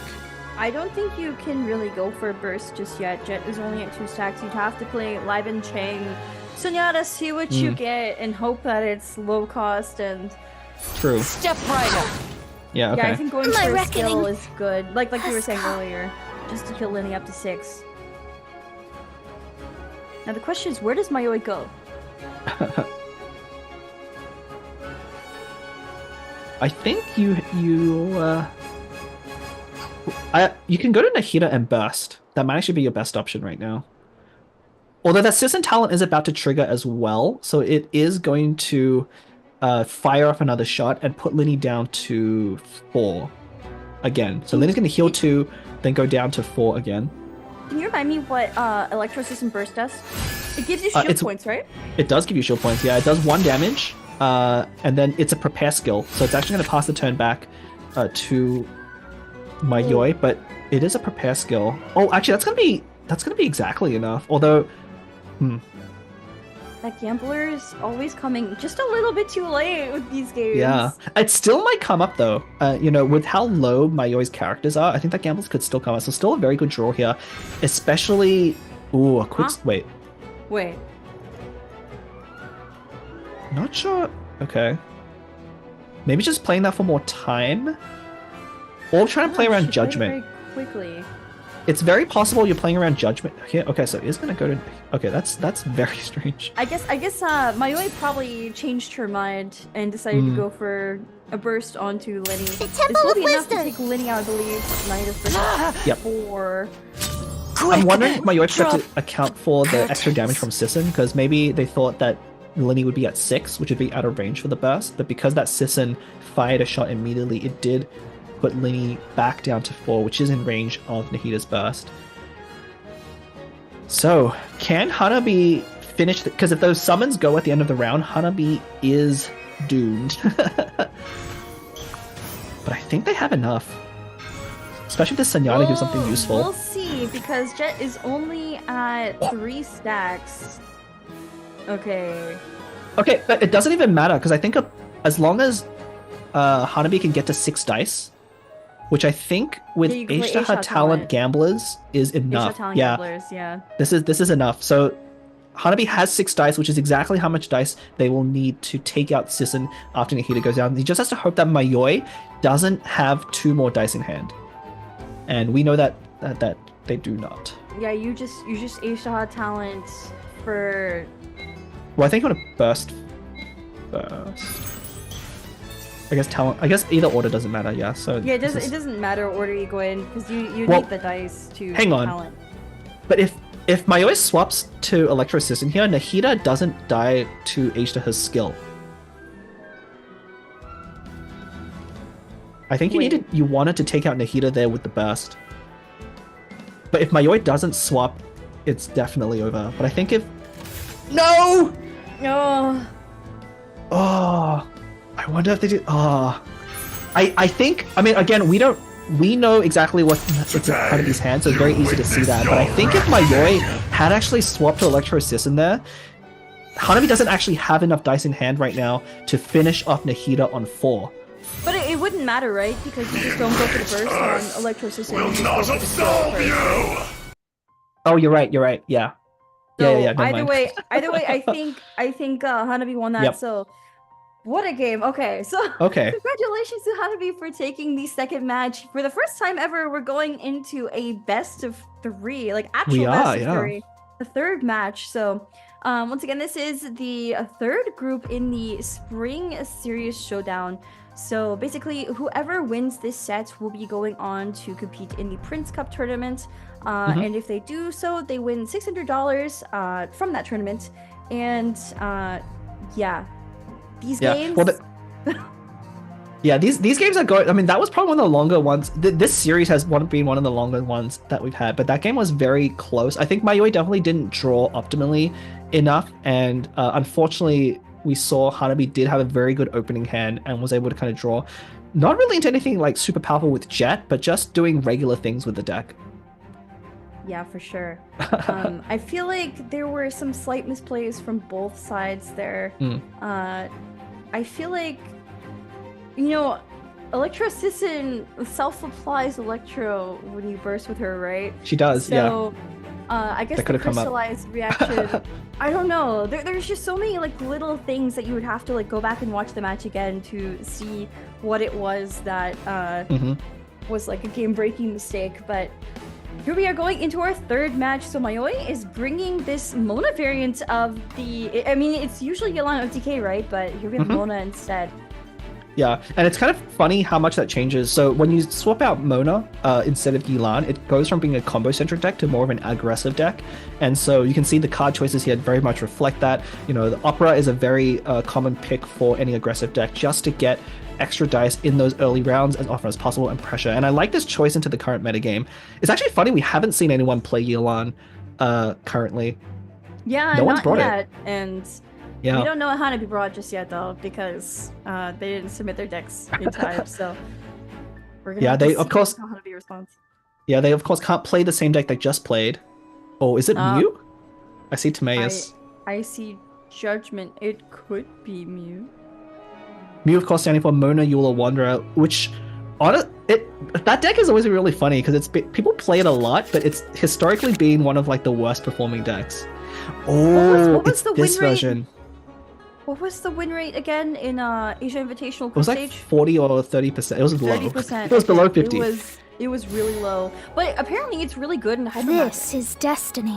This specific build, so we see Lee Hsu there, which is actually very unusual, but it is very good into Hyper Magic. Unfortunately, because you're trying to go for that matchup, it's actually worse into a lot of your other matchups. So I think in this one, already Mayoi is favored based on the deck choice. Oh, and perfect dice as well. Because this is the first time we're not seeing true Hyper Magic on either side, right? So, yeah. So, funnily enough, so Hanabi's deck was the deck I played a lot of in my Series Showdown matches, trying to hit my opponents playing, you know, the Hyper Magic decks. I did not do so. The 3 times I played Mona Eula Wanderer, 0 of those matches were into the favored matchup. And this is exactly what happened to me as well. With Hanabi right now going into Mayoi, trying to counterpick a Hyper Magic deck, but instead running into this aggro deck, which probably will not go so well, but we'll see. And this is one of the downsides, right, to having like a format where you don't know what decks the other opponent brought. So you're kind of just like taking a shot in the dark and picking something, hoping that you're countering your opponent. But they're able to choose anything as long as they haven't won with it already. So it's really just a guessing game from both sides in this format. Of course, you know what they can't play if they've already won with it. We're not going to be seeing that lineage Isaha deck from Hanabi after winning with it again, but... Yeah, they both won with that deck. Yeah, this definitely favors Mayoi. Unfortunately, though, so Timaeus here not drawing the right artifact. So this deck runs 6 artifacts in order to use Timaeus properly. 2 of them are gamblers, and the other 3 are what you act. So the other 2 being gilded and instructors is what you want to draw of Timaeus. Oh, so we're gonna go for it again. Oh! Oh my god! That is the worst. I was gonna jokingly say just play the other Timaeus, but no. Oh, Hanabi there. So it's 33% chance you get that first gamblers. Okay, and then it's basically 20% you get that second one. So this happens in, what would that be? 6% of games. If you play 100 games, 6 of them will turn out like this, and this is awful. Basically, Timaeus will draw you an artifact card, I think, if you have 6 artifacts in your deck, right? Yeah. So, both Timaeuses played 2 dice each, by the way. That's 4 dice to draw 2 gamblers when you're looking for not gamblers. It's the worst. Okay, so this deck is so cursed, right? So I was told that this deck beats the Hyper Magic decks, and so I tried playing it, but this happened to me exactly. I played my Timaeuses, but I kept getting gamblers in like the games where I needed something else the most. Oh no. Gamblers is a really good card, like, you know, especially if you're like newer to Genius Invocation, right? Gamblers is one of those cards that has been a staple in the game for a long time. You get it, and it's like, wow, I can get all these dice back, and you want it, but you don't want it that early, especially in this meta. You want it more like when you're about to be winning the game and actually taking out characters, because you don't get anything from it unless you can actually take out your opponent's characters. What do you want from me? Yeah, and unfortunately, also, Hanami doesn't have any card draw, so the one way you could get out of this is if you had some way to draw additional cards, maybe with Gilded or Strategies or something, to maybe pull one of those artifacts naturally, but he has none of those things. So it's really unfortunate, but like I would say this is almost irrecoverable, because Mayoi did get off to a very good start, you know, having that 3 Hydro, 3 Electro in the opening as well, not having to tune to skill on both characters. This is not good. This is not good, unfortunately. I mean, Mayoi has Lyre, Gilded, Opera, Junior in hand. I could easily play Gilded here. Okay. I want to point out something that's really funny. So Mayoi is holding on to Opera because I think they're thinking if they play Opera, your opponent has 2 Timaeuses, they're almost certainly going to beat you in equipments. But the funny thing is, Hanabi doesn't have enough equipments in hand to actually stop the Opera if Mayoi plays Gilded. So Mayoi could actually play Gilded right now, but is not, because they think they won't be able to trigger it, I think. Which is really funny. This is so tragic, by the way. It's very tragic. So, Hanabi had a chance with the 2 cards they drew at the start of this turn to at least get like Gilded or something, Instructors, something. I think it was Quick Swap and that 0 cost NSC that they drew, which is not what you want. Yeah, I mean, Mayoi's in a tricky spot. So I think, you know, looking at your opponent with 2 Timaeuses, you have to at least play around the fact that, this is not playing around it. I was thinking they would play around the fact that they could potentially have a Gilded, which would let Wanderer burst here. But I guess it's fine if... So the question is, if you're Mayoi, do you play Opera now and then Lyre? What is that artifact on TM? Is that Heart? I actually don't know. It might be Hot. But then you Lyre it, you play Gilded, and then you get card draw. Yes. I think that's probably going to be the play. Oh, it's a Tandoori. Ooh! I think that's enough. It is. Oh no! Wait, is it 1-off? It is not enough. So interesting. Okay. 4. Huh. 4. It is as the stars foretold. Only 1, right? Yep. 6, 7. Yeah, it's only 7. I know that was a slight miscount there, because I think if Hanabi did have the burst there, it would have been, I think, pretty bad, because I think that does do 8 damage, and then we'll apply Hydro to all of Mayoi's remaining characters. But unfortunately, we know that Hanabi has nothing good going on. Oh my gosh. I don't think it even matters though, because like, what is Hanabi gonna do in this situation, right? This is irrecoverable. Like, even the Wanderer is alive. So the good thing is Mayoi doesn't. So if Mayoi was able to burst here on Thunder Manifestation, it would have been like completely over. But unfortunately, not able to burst yet. I'm really not sure about that Tandoori. You know, if it doesn't take out Wanderer, it might have been a miscount. Oh, so it was a... Okay, so that's why I didn't play Gilded, because it was a Shadow of the Sand King. Yeah, it was Shadow of the Sand King, but... Okay, Drew Lotus, not exactly what you want here. But, you know, with a boar, maybe Mayoi could have done something. Yeah, I think they must have miscounted Tandoori, because if you didn't Tandoori there, you could have actually bursted on Thunder Manifestation, and I think it would have turned out almost exactly the same. Oh, Oh my gosh. This is Adding insulting. insult to injury, honestly. I can't believe it. This That is is brutal to watch. Both instructors coming at the wrong time. Yeah, I mean,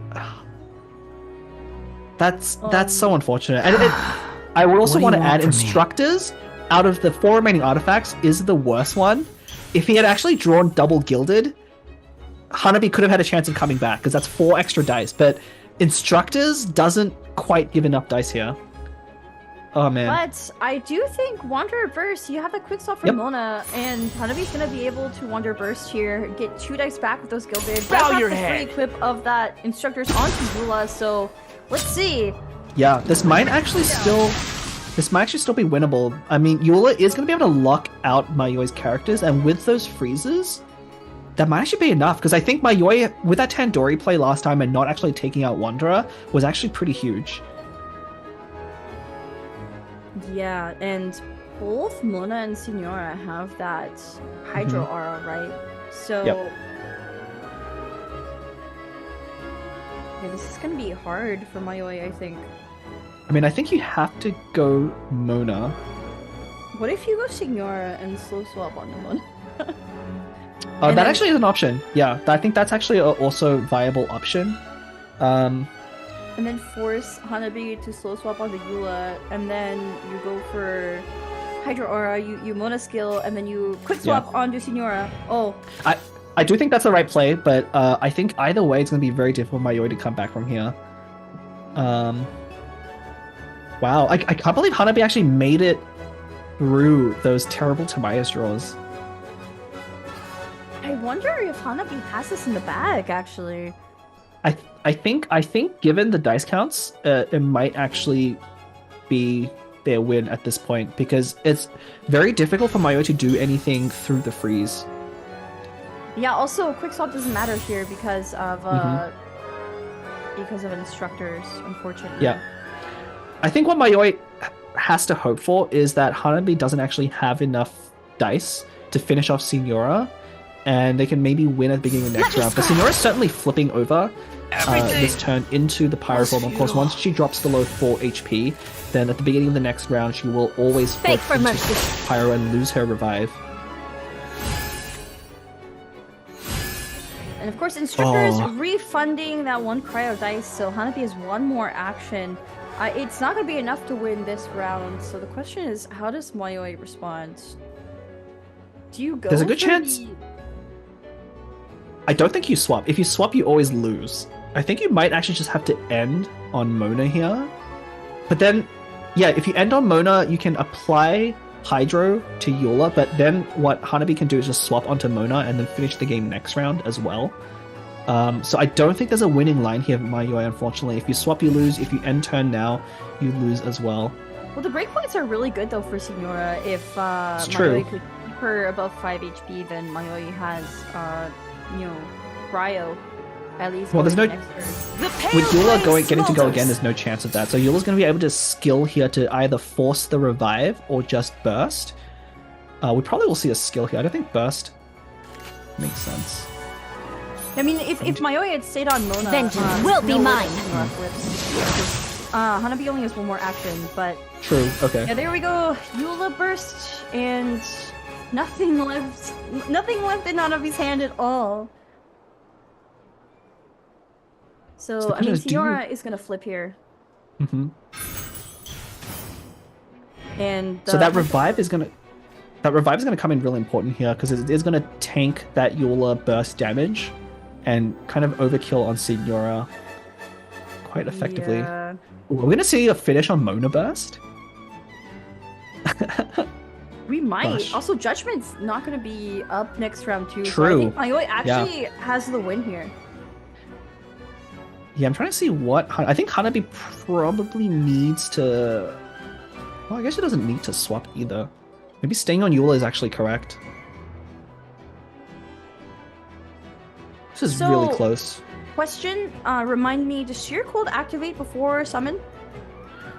Because my Yoi ended first, the summon is going to hit and then the Sheik Hold. So Eula's going to start the turn with Cryo on her and going to be at 3. That's so bad. Yeah, I think you have to swap out onto Mona here.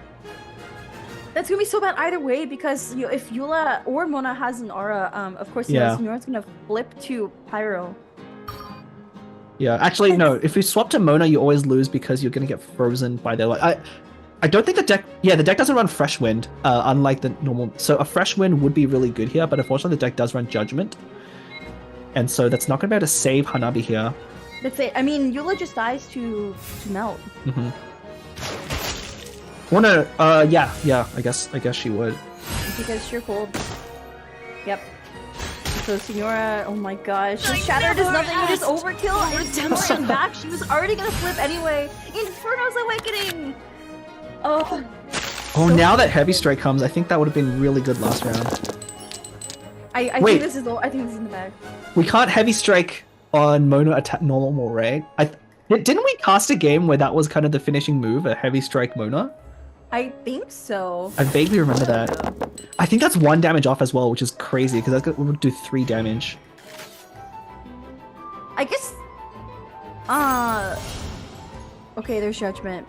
Yeah, see, Fresh Wind to Freedom is normally what Mew brings, but this variant of Mew has Judgment, and Hanabi already used it in earlier rounds. So, this is so unfortunate.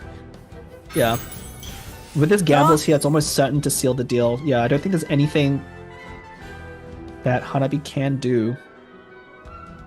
There is nothing Hanabi can do. We could see a food go on Signora here. I think that's probably correct, because there's nothing Mona will be able to do to take out Signora, especially through a Judgment. Without Mona's Burst or any other, like anything else, like elevating her damage, she's really bad at doing more than 1 damage at a time. Yeah, normal attack is gonna be back. Eula falls here. 2 dice coming back from Mayoi. Only 1 more action needed. Let me scroll. Man, this Mew deck is so cursed, I swear. Every time you play it, you never match into the deck that it's good against. And then when you match into something different, you low roll like crazy. All must burn! Oh, like this game.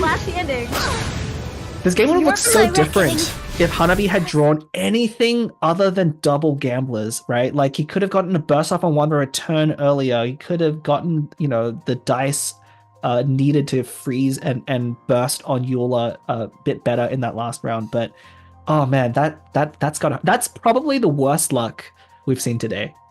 I would have to agree. I was looking at that second Timaeus and I was like, is Hanabi gonna play it? Is Hanabi gonna play it? Hanabi plays it, gets another gambler. I think we're just in stitches because that is the worst luck ever. It's so unfortunate.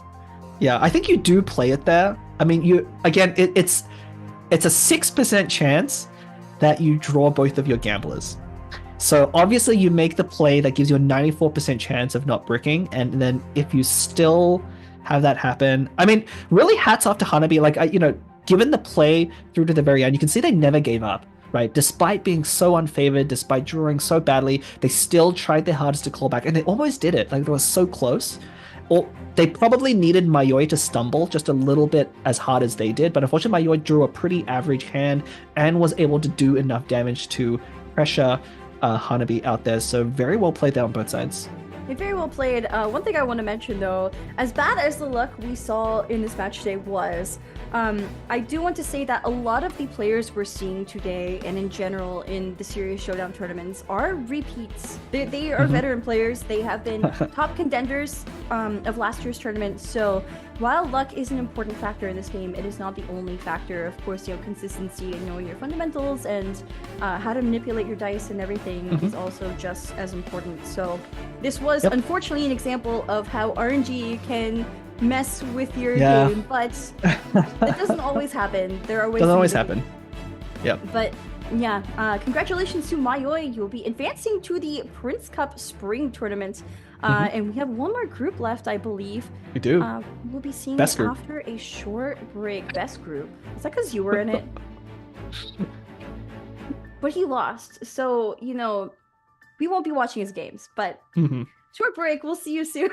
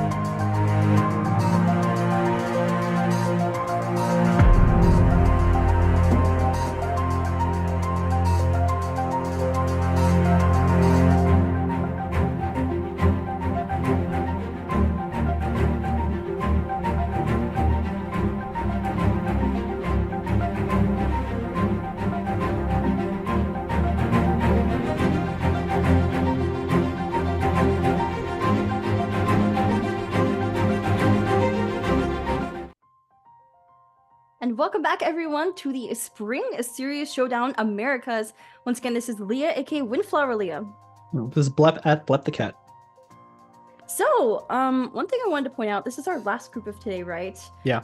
And all of these players today are playing for a chance to win a spot into the Prince Cup tournament, that live event that we first casted over last year in Los Angeles.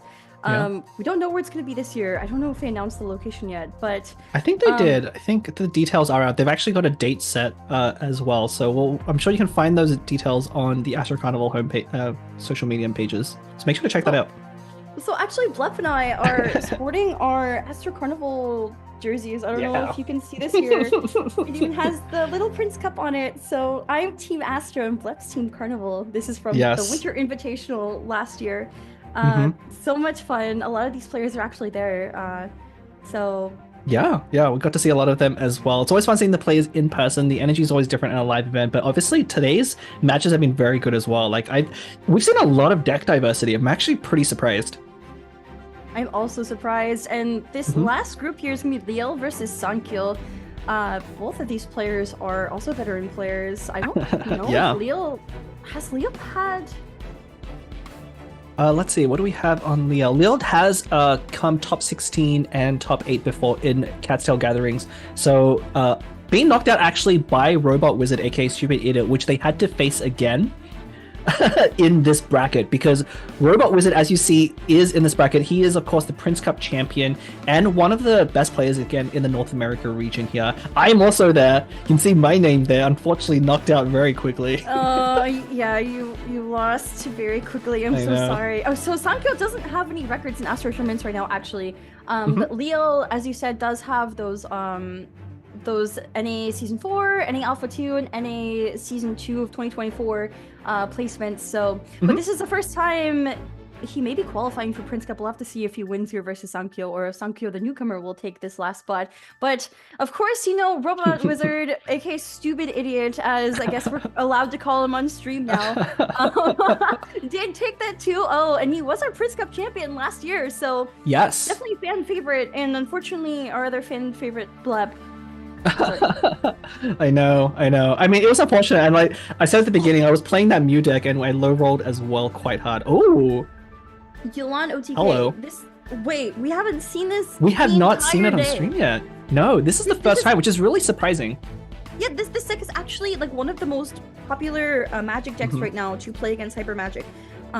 Still very strong in the meta. I think it's even gained strength after Finale kind of took a... Yeah. Yeah, if any of you people are watching, if anyone at home is watching from, the last version, one notable essence here is that official Nahida Lini Finale deck that has been really booted out because of the changes to Gilded. Sankyo bringing that Chongyun Razor Shincho deck that we've already seen today, the Hyper Magic. So Magic versus Hyper Magic, who will win? So I think if you had asked people at the beginning of Serious Showdown, they would have said that Yilan is favored, but I think people have started working out how to play the Chongyun Shinchu deck, and it might actually be favored assuming you know how to play the deck correctly. Ooh, and Sankyo might... Keeping that Judgment is actually very key. I've been told that's very important in this matchup. You want to play Judgment round 2, because round 2 is the round you're most likely to lose. Pull the trigger.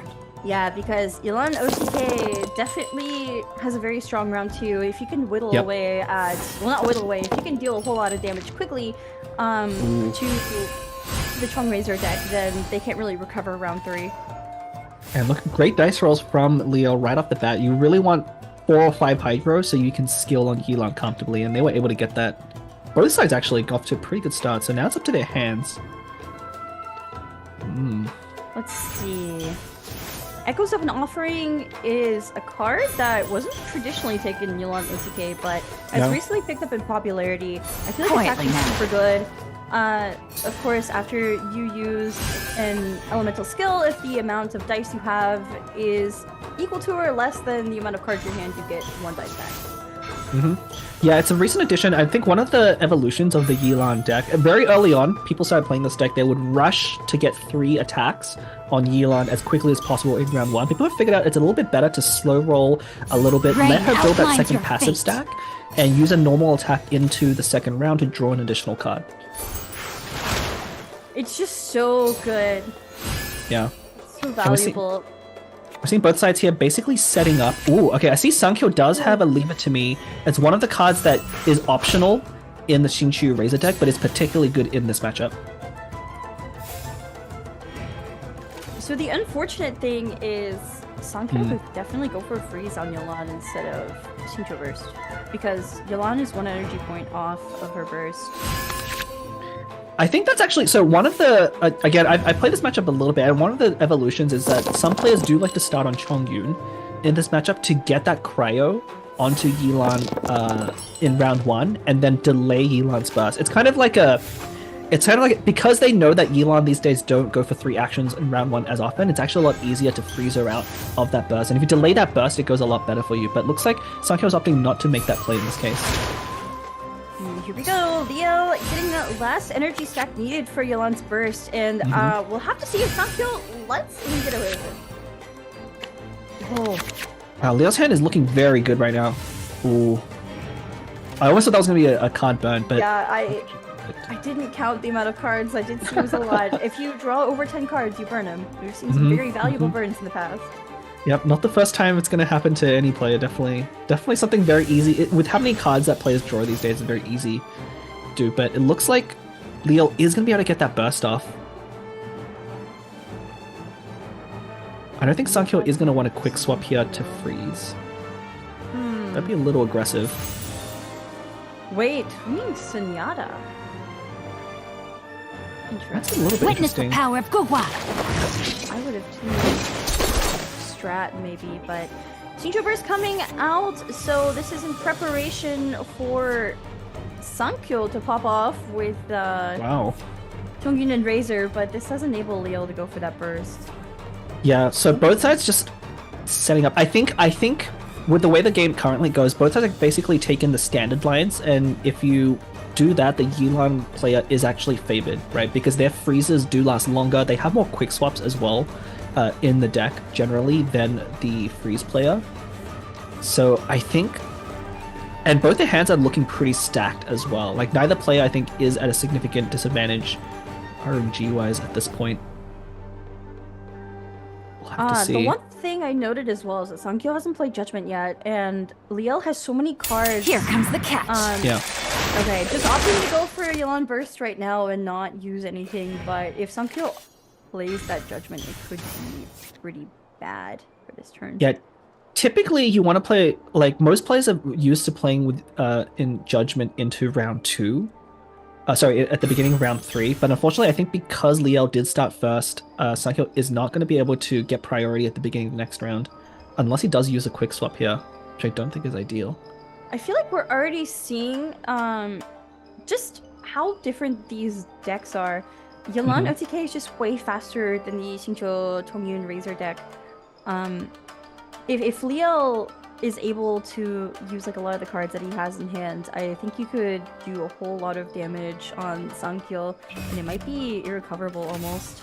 I mean, it kind of goes for both sides. Like, if you look at Sankyo's hand, that's also really stacked. They have a Yayoi, not only one in play, but another in hand with 2 Gilded and 2 Liaisons, so they could actually get up to, I think that's probably up to 5 or 6 dice again, so they'll be able to skill and attack on Xingqiu, on Chongyun quite a bit.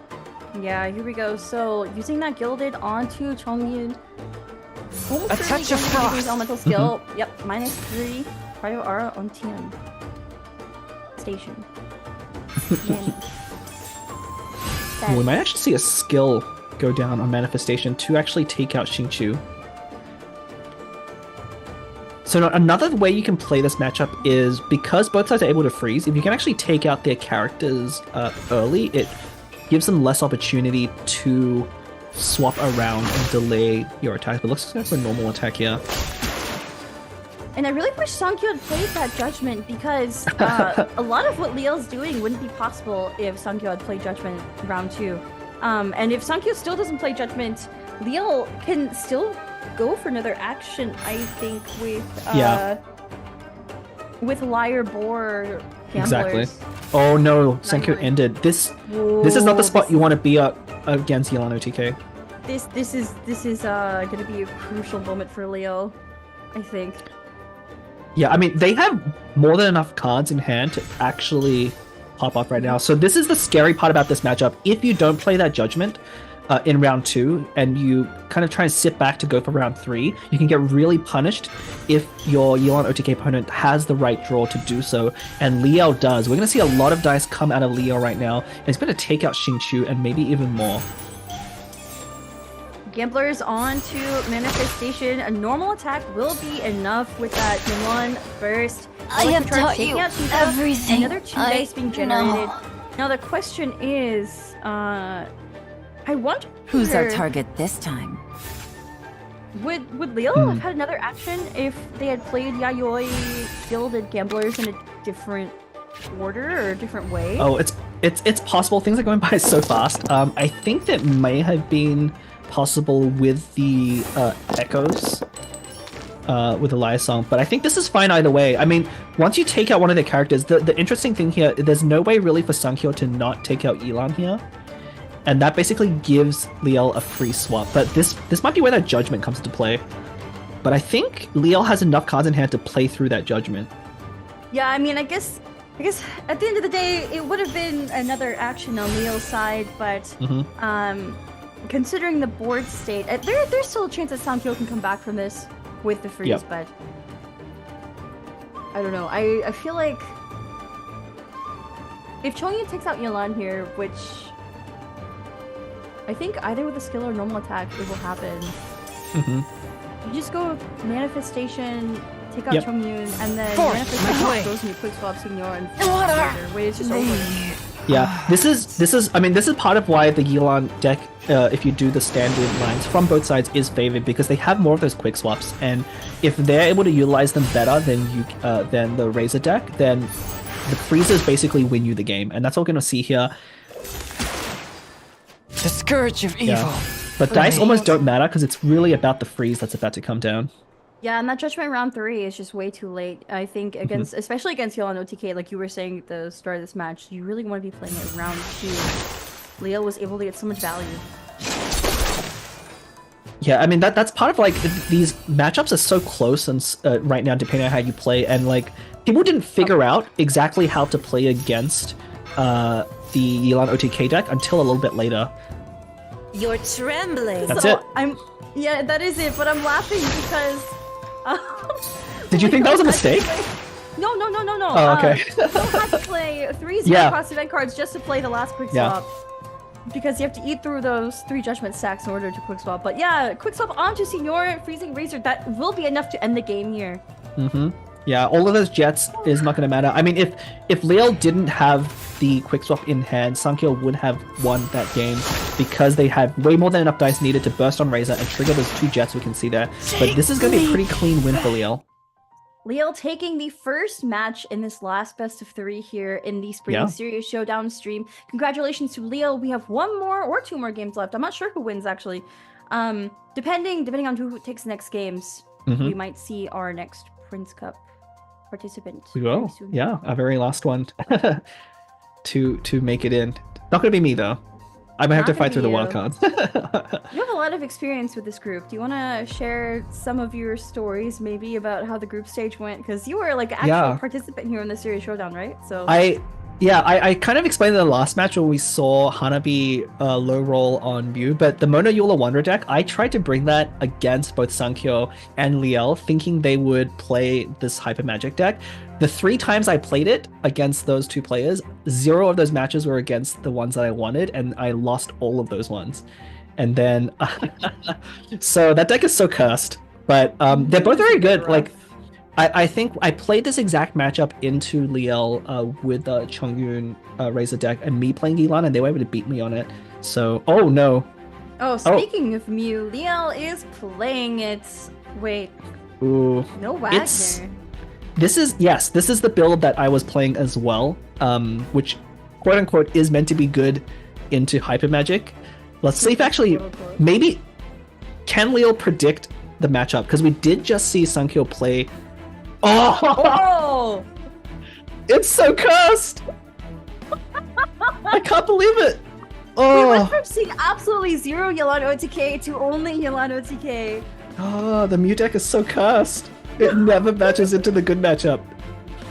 So the problem is the standard Mew deck with Wagner, I think, is a little favored into Yelan OTK, but this specific version gives up that advantage to fight Hyper Magic.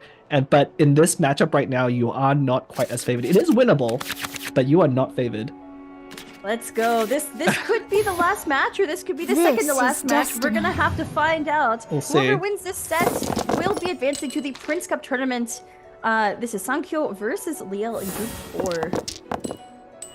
Yeah, I'm really interested to see how this match plays out. Again, I've never seen this deck play against Hyper Magic. I didn't even practice it that much myself, so I've never played the quote-unquote good matchup, so we'll have to see.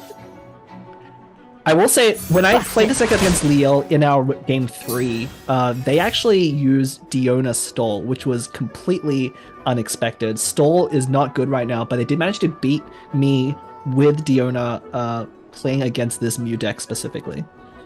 Unfortunately, Sankyo didn't draw Echoes of an Offering, so and those dice are not great, but it is enough to go for. Actually, you can go for. Yeah. You go for 3 actions with NSC. Wait. You could, yeah.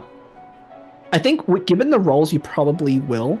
I'm surprised it didn't equip. What's that artifact there? Heart of Cavarina, I think. I see the pink hair. Yeah, I'm surprised I didn't equip it. Ooh, having to equip.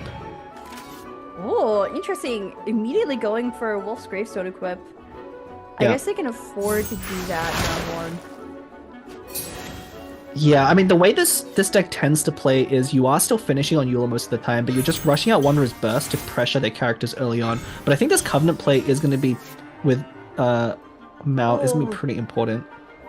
No, not the... Okay. Sankyo was looking for a Hydro Dice, did not get it. That's a little hopeful. I mean, you're 1 in 7 to get that. I think... It is the gamble, but It is the gamble. I guess mean- tuning Lotus here is better than nothing. You might actually want to keep in this specific matchup. Lotus might be pretty important. You want to try and have your character survive that Wanderer burst. I probably would actually tune the gamblers because, yeah, because I think by the time the gamblers is good, you're hoping to draw into a second one. Yeah, and you'd rather equip Heart. The other cards in your hand are too important. There's finally the Heart of Caverna stack coming down, so let's see what card is drawn. I did not see what card was drawn. It was another heart and a Yayoi, which is going to be very good with that That is gilded and a very second good. heart in hand. Yeah. That is like exactly what is needed, I think. Yeah. Well, of course, the Mew deck is never lucky. If you play it, you're cursed to have bad luck. No matter how good people tell you the matchups are. Oh dear. I wonder if Leo is gonna go for Wander or Yuli here. I guess with those dice, you almost certainly go Wander, right? But Well, Eula does have Wolfgate Throne, so I think there is this argument that you could go to Eula here. But for the most part, if you don't go Wander here, the unfortunate thing is Wander is not a good character to end on, and you end up using up all of your Hydro Auras, which leaves your round 3 very tricky. I think it's easy to get baited to want to go Eula here, but I think it's still correct to go Wanderer. I just feel like shutting down. Are you Juan's sure it has burst to be takes me? up so much damage from Fine. Luana's hit. Let's get this But over with. I guess it is at the expense of your own damage. Though with that Exactly. Stone, I don't know. Oh, getting that Lyasong is going to be very big. Yeah, Sanko has a very good hand right now. I'm pretty worried now, of course, for our new player, Leo. Can they come back and win this matchup? We'll have to see. We're definitely gonna have to see this. So we're gonna see Elon burst here, right? Eon Burst is going to go off, but probably... does Leo actually have enough dice to Wanderer Burst? I think they're going to be short. So we have to swap back onto Mona. You know, no At some point. instructors or anything for Leo, so Of course not. they only have enough for one more action, Look. and then they'll have one dice left. And even if they drew Timaeus, Timaeus will give you Here gambles comes the anyway, catch. so... That is the fate of the new player. Also, I wonder if you're Leo, do you judgment this round as well, or do you judgment next round? I mean, at this point, you don't judgment anymore. But No, I think you're less worried. So it's not quite the same matchup as in the previous deck, but because you have Eula and Freeze, you're less likely to just go down this round. And even if you lose like Mona or something, it doesn't matter as much as the other matchup. So I think you want to try and end first so that you can judgment at the beginning of round 3. But if you do, I think it's pretty good for you. Sankyo, let's see. Yayoi with only one artifact. Yeah, if that food was a minty meat rolls, I think it would have been a really big turn. Although I guess I already used Lotus, which is probably more important because this protects manifestation from the Wanderer Burst no matter what. If you're Leo, all you can really do is swap to Mona, right? Like you don't even want to I think go so. Eula. If you go to could Mona, Eula and stall. no, I think you have to. If you go Mona, Mona's just going to go down, and then if your opponent has a Gamblers, they could very easily get 2 or 3 attacks off of manifestation and just completely do too much damage. So I think Ending on Wonder is correct. I think the problem here is Sankyo has enough. Yeah. Wait. They didn't play the Gilded with the card draw. Ooh, With that the could have been a dice. mistake. Wait. Oh, so they could be trying to... I think if they do it this way, they can Yayoi Covenant into Gilded and use up that Covenant. Yeah, but I think they missed do it in the card. other... I'd have to go back and see that, because like if the dice doesn't quite work out that to let you play Covenant this turn, because I think it's going to be very important that Sankyo does. But I wasn't quite sure what the dice was looking like at the beginning. But with this Covenant now coming out on top of Gilded, Manifestation is going to be able to get another attack, and that will take out Wanderer. Yeah. I wonder if it was correct to actually play Judgment in round 2, after all. Yeah. Especially if you couldn't go for Wanderer Burst. I think if you bring Judgment, so round 2 is where you're getting off a lot of damage in like a more aggressive deck like Yelan, OTK, and also Mew. So I mean, I feel like playing Judgment here is fine, even though it's a different matchup. So yeah, that will be enough to take out Wanderer. Wanderer's Burst is not gonna be relevant this game. Falling Yeah, into the abyss. Oh, this deck is so cursed. It's It is very cursed. I feel like with Mew, and I've heard this from other players as well, you basically have to high roll with it in the first 2 rounds to win. And if you high roll, it high rolls really well. But if you don't high roll, it's doomed. It's pretty doomed. I mean, yeah, unfortunately, it depends on like how many dice Leo will have in their hand here. Because if they're able to generate enough dice to freeze the opposing team, it might be enough. But I think Sankyo's hand is just too good to be able to drawing another Echoes and a second Chef Mao, which almost certainly is going to draw them a Minty Meat Roll. So I think Sankyo does have this in the bag. I mean, it is a favored matchup on their side to begin with to this variant of the Mono Yule Wanderer deck. Yeah, it looks really difficult to come back from this. I mean, Signora and Yelan both have Hydro Auras, and with Mona about to act, I guess it's possible for Eula to just perma-freeze everyone, but I don't know if Leo has the right dice for it. There we go, Judgment coming out! Yeah, it's going to be too little too late. And that Tamias also not even drawing Instructors, which I think what Leo was hoping for, but at this point it really doesn't matter. Having that Wanderer go down without... It's really crucial you get that Wanderer burst off. Because it's so much damage that you kind of need for Eula to clean up here. Yeah, I don't see a way out of it for Leo, unfortunately.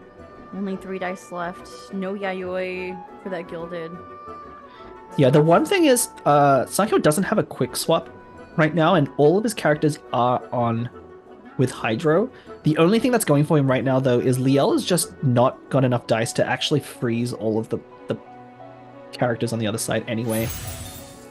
So I'm really not sure what you can do in this spot. I think it's looking pretty good for Sankyo either way.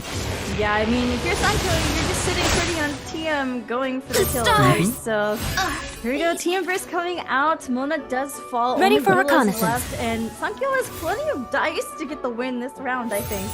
Yeah, and once again, we see that late Gamblers coming in for Sankyo after 2 characters are going down. So I think if you're Sankyo, you can probably... Actually, if you just end, do you just win? No, probably not. I think you could just go for it. You have so much at your disposal right now. You've... No, because of Judgment, it's not that simple, but... True, yeah, Judgment is shutting off food here. But if you do 1 normal attack, it's 4 damage, and then Manifestation's Burst ends it. Yeah, actually, yeah, I think you're definitely right there. Any attack or skill from either Yelan or Signora here will be enough to do it. Basically, Liel needs to find enough dice. Wait. Yeah, the swap there isn't necessary, but I don't think it changes anything. Wait. I hope that... It's not necessary, but... No, I don't think it changes any of the math here. Like, either way, Signora's attack does 4 here no matter what, and then the Manifestation Burst will do 3 damage.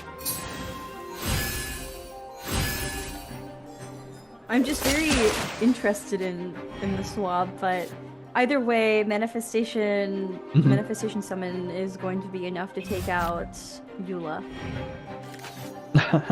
I mean, I like what Sunko's doing here, just, crossing all the T's, dotting all the I's, making sure that there's no way that they can lose from here, but it is almost certainly over here.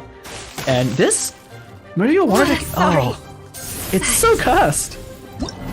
It is really cursed. The deck itself is fine, it's just, like, you need a couple of things to go right in your favor, and it just never goes right for the player playing it.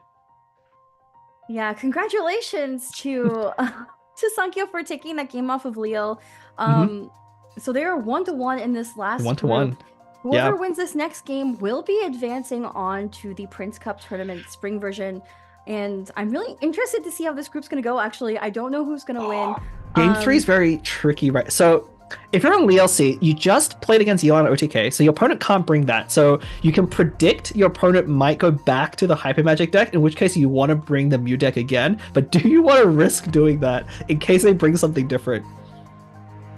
Yolanda OTK just won both matches, and It did. I agree with you that I think it's likely that the next match is going to be Hyper Magic, but... Oh, he is going to do it. Okay, here's the thing. This is what I thought against Liel, and then they brought out Diona Stoll, and they beat me playing Mew. So, but Leo, I'm pretty sure is a Diona main. True. So that makes sense. True. That game was also very close. Leo to bring Diona. Can he actually get the good? This is the first time I've actually been seeing. Oh, he gets it! Oh, wait, you're right. Okay, Sankyo bringing. Okay, let's go. Sankyo finally playing him to the Mew deck. Okay, so now all that has to happen is the other needs to not low roll a double gamblers, because if we see that again, that's yeah. That's just. I gotta say, that's just good. Yeah, I gotta say this is a fun deck to watch because there's so many like small random elements that can go wrong for the Mew player here. Definitely. I think it's also really fun to see like I don't want to say older, but they are older at this point, the older Magic decks, like Yelan OTK coming out. As you know, much as players don't like playing against Yelan OTK these days, it is a very tried and true deck. It's very good as the stars foretold. It does show us that Hyper Magic is not the only way to go, right? Yeah, it is actually very funny that I feel like looking at all the matches from the other groups, the other three groups had very different ideas about what the metagame was and what the best decks were. And this specific group, me, Liel, and it looks like Sankyo all came to very similar conclusions because when we played against each other, we all brought Yelan OTK and this Chongyun Xingqiu deck, as well as this Mono Yorner deck. Like, those were the three decks we thought. So it's funny that all of the people who thought similarly were clustered in this one group. Oh, yeah. So you faced both of these players, right? I did. You were in this group. I was so in this what group. did they play against you? I mean, we pretty much are seeing very similar matchups that I had. You know, I played this Mew deck into Yelan OTK and I lost on it. I played Yelan OTK into this Chongyun Xingqiu deck and I lost on it as well. I never got this matchup though. So Liel finally winning the RNG on the matchup here. Who do you think is favorite? It has to be Mew, right? Mew's favored if everything. That's what people tell me. If I ever got this matchup, I would be able to tell you, but it never happened, so I have no idea. No, my sword! But we'll see. Sorry, not burst. Rainstorm. Oh my gosh. Elemental skill coming out. Flying Hydra to himself as well, but doesn't matter because Mona's skill. Yeah. I'm actually a little surprised, you know, we saw Liel put back Liben at the beginning. I would have thought you wanted to keep that as one of the good ramp options, because I'm not sure what they're going to do with the 3 dice now that they have remaining. Yeah, I mean, I think it's gonna depend on what... No way. It's not gamblers. No. Okay, this could be so it. Leo This is... play Tamias. Yeah, but the thing is, what do you... I still don't know what you're gonna do with those extra 3 die. I really... If you like, imagine if you had kept Liben in this situation, it would look so good for you going to the next round. You could just normal attack. Oh, that would be terrible. Actually, I mean, I guess you have... If this was old Gilded, you'd just play Gilded, maybe. No, you wouldn't even do that. No, you wouldn't have enough dice. Not enough dice, yeah.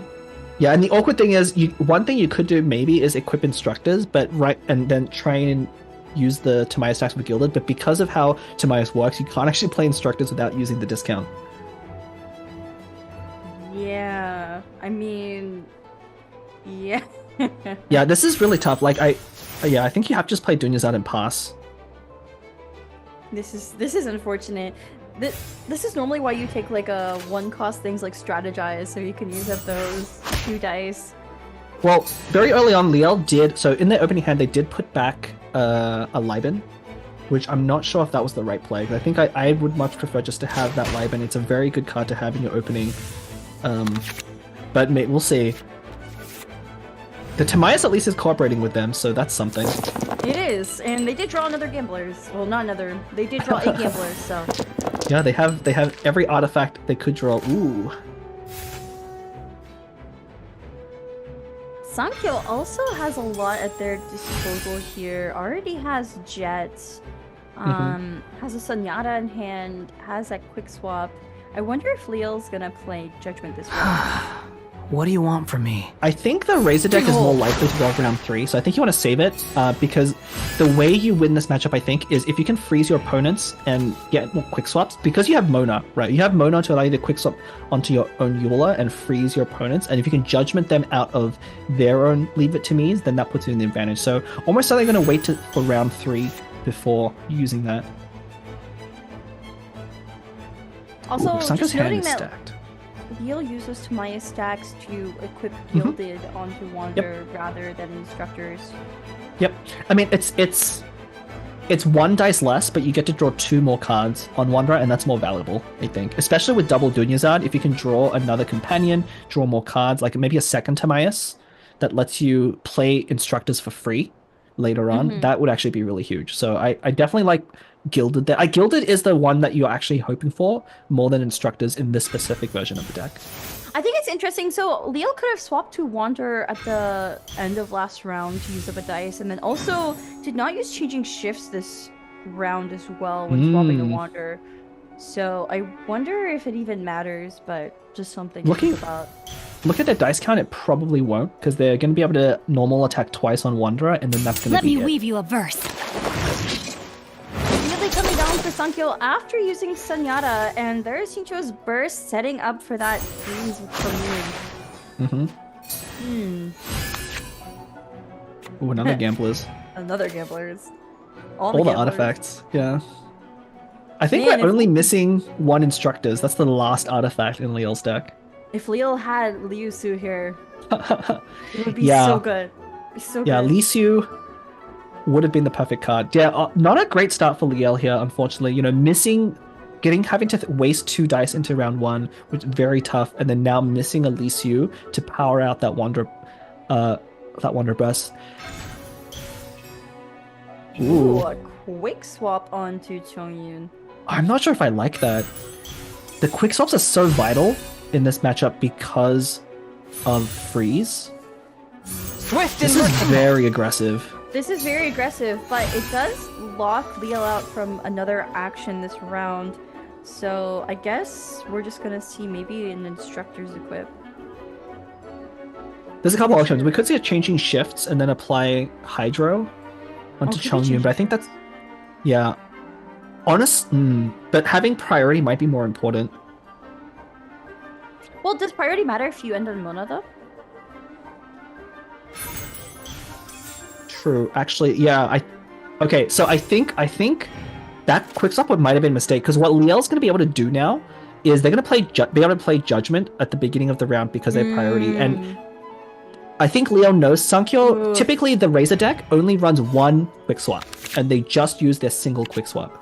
Oh, that calcs as well. Oh, actually, wait, that counts as the perfect draw. Oh my gosh, wait. The deck is finally doing what it's supposed to do. You not breaking? At the very last game of our very last group. In this economy? In this hyper economy. Wow. Yeah, honestly, like that quick swap might have been a crucial misplay there. I mean, maybe you needed to do that anyway. Again, this matchup should be pretty unfavored for the Chongyun player, but using up that quick swap is going to let Eula freeze the entire team this round. So I think we're going to see a Gambler's Burst here. A Gambler's Burst. And with that Judgment, my gosh. with the Judgment to lock Sankyo as well out of generating a bunch of dice using that Liar Song. Actually, we're going to see the... Cry judgment? louder! Oh, no Judgment. Okay. Boom! No Judgment. Interesting. The Scourge of Evil remains. We'll have to see how Sankyo responds here. I would have definitely expected a Judgment. Maybe Leo I think it's the dice. Yeah, it's the dice, right? Because Leo has exactly 2 actions right now. Exactly, yeah. So Leo, unfortunately... Wait, because Changing Shifts, Eula freeze. Well, it doesn't matter, because no matter what action Sankyo does, it's going to take out Wanderer, unless he just goes for a Shinchu skill, which might actually be the right play here. If Sankyo takes out Wanderer, I think it's almost certainly going to be a losing position. Oh wait, Eula has an Instructors, so I think you could have Judgmented the turn. Wait. I think it was probably right to Judgment. Because I think if you Judgment, you do win the game pretty much on the spot. But it's still a very good position for Liel here. Because Sankyo's put in a very tough spot. He's either going to have to use 3 dice to skill on Xingqiu to avoid taking out Wanderer here and pretty much losing immediately, or be at least forced to gamble on the off chance that Liel can't finish the game this round, which is very unlikely. Yeah, I forgot the instructor's equip on Eula. I think Judgment would have definitely been what seals the deal here, but I think Liel is still in a winning position. Well, yeah, it won't matter because I think Liel's gonna put out so much damage this turn that it should be enough no matter what. But I do think he could have definitely played Judgment this round. Especially because Sankyo is going to draw 3 cards no matter what after the Xingqiu. Yeah. The other problem for Sankyo is that Jet is only at 1 stack, and I'm looking at his hand, and there's only like a Chang that you can realistically play here. We'll have to see what Sankyo draws from Celia, but this is not an ideal position to be in for that deck right now, I think. Yeah. It's a pretty tough spot. I don't really see... I don't know what Sankyo can do because... Okay, yeah, that's probably the most correct move you can do, but this quick swap... Changing shifts, quick swap onto it almost doesn't matter. What's your battle plan? Here we go, in the free... Yeah, the freeze here. Oh, you know, the not playing Judgment might come up if we see Sankyo go back to Xingqiu, and then we can equip Gamblers on Eula. So that might actually be the correct play not to play Judgment here. What if Leo plays Judgment now? Shudder! No, there's no reason to play Judgment now. Yeah, actually, by not playing Judgment, it leaves you the perfect dice to Gamblers into... Oh, but then that doesn't leave you with another action anyway. That's actually one shot because you lose Instructors. No, wait, you... No, you can't. There's no way to actually get another dice. Shudder! Oh, I am outplayed. But it doesn't matter, I think, because you can just swap over onto Wanderer, and then you never lose from this spot. Yeah, I mean, you could also just go Mona because Chomyun's Frostfield's up. No, you want to... I think you want to... Oh, that's true. Yeah. The Frostfield is also going to run out. Yep. Correct. Well, okay, this is why people told me this deck is good into the Xingqiu Chongyun deck. I'm finally seeing it for the first time. Because you draw calcs at just the right time and water first. I mean... So I don't remember what matches I played against Sankyo, but I think I played 2 matches on this deck and neither of them were against that Xingqiu deck, so just my luck, I guess. This is why players have been trying to play Mew this patch. I think particularly this variant of Mew, right? It's a good deck in theory. It is a good deck in theory, but it really relies on your draw and dice. Yeah. I think the unfortunate thing is, like, there's so many different possibilities right now from people trying to counterpick each other that you get into these really weird situations where you can have unexpected matchups. But here we go. Get back! Razor going for some damage before it is his time to be frozen. Unfortunately. Yep. Neil has plenty of resources at his disposal here. Yeah. Tuning for Mona skill? Really? Well, skill seems a little... Yeah, it really doesn't matter either way. I mean, skill kind of guarantees that you end the game, I think. And at least you get to leave Hydro on Razor just on the off chance somehow the game goes into round 4. But this is basically checkmate. This is basically checkmate. So changing shifts on ready for reconnaissance. Ooh, and that's exactly what's needed. And gonna get an extra die as well off of that Instructor. So not only is there gonna be a burst here, but we're not even gonna have to wait till the end of the round. Yep, that's it. Shatter will be enough to win this game for Leo. Yeah, we're finally seeing the deck do what it does best. There we go. Leo taking the last match in this final best of 3. Congratulations to Leo and congratulations to all the participants today. I know Leo and Sankyo are actually watching this match right now. They've been watching this entire set, so yeah, well played to the both of you. And yeah, congratulations once again, Leo, for making it to the Prince Cup Spring Edition. Yeah, and it's so surprising just like how different each of the groups have been, right? Like we didn't see really either of those decks, like Yelan OTK or this Mew variant, played very much in the other groups, but it was like so popular in this specific group. It's like kind of crazy. Even when you were playing it, right? Like even though you I brought the same leading decks. up these matches, you brought the same deck. So Ooh. Here we go. Here are all of our players going to the Prince Cup from the Americas region. So we have Group 1, 906, going 2-0. Yahida, of course, winning today. Ting going 2-0 in Group 2. Jibu winning today. Maxim going 2-0 in Group 3, Mayoi winning today, and then Group 4, Stupid Idiot, also known as Robot Wizard, going 2-0, and Liel winning in this stream. And then we did not see Groups 5 and 6 play out, but of course Matt Mario and Sean qualified, winning both of their group matches, and Pilot going through the decider match, and Zero, who is noticeably Latin American participants who we actually met at the Winter Invitational, I believe. Will be going on to the Prince Cup tournament as well. So, Shan as well. Yeah, Shan won through the top bracket.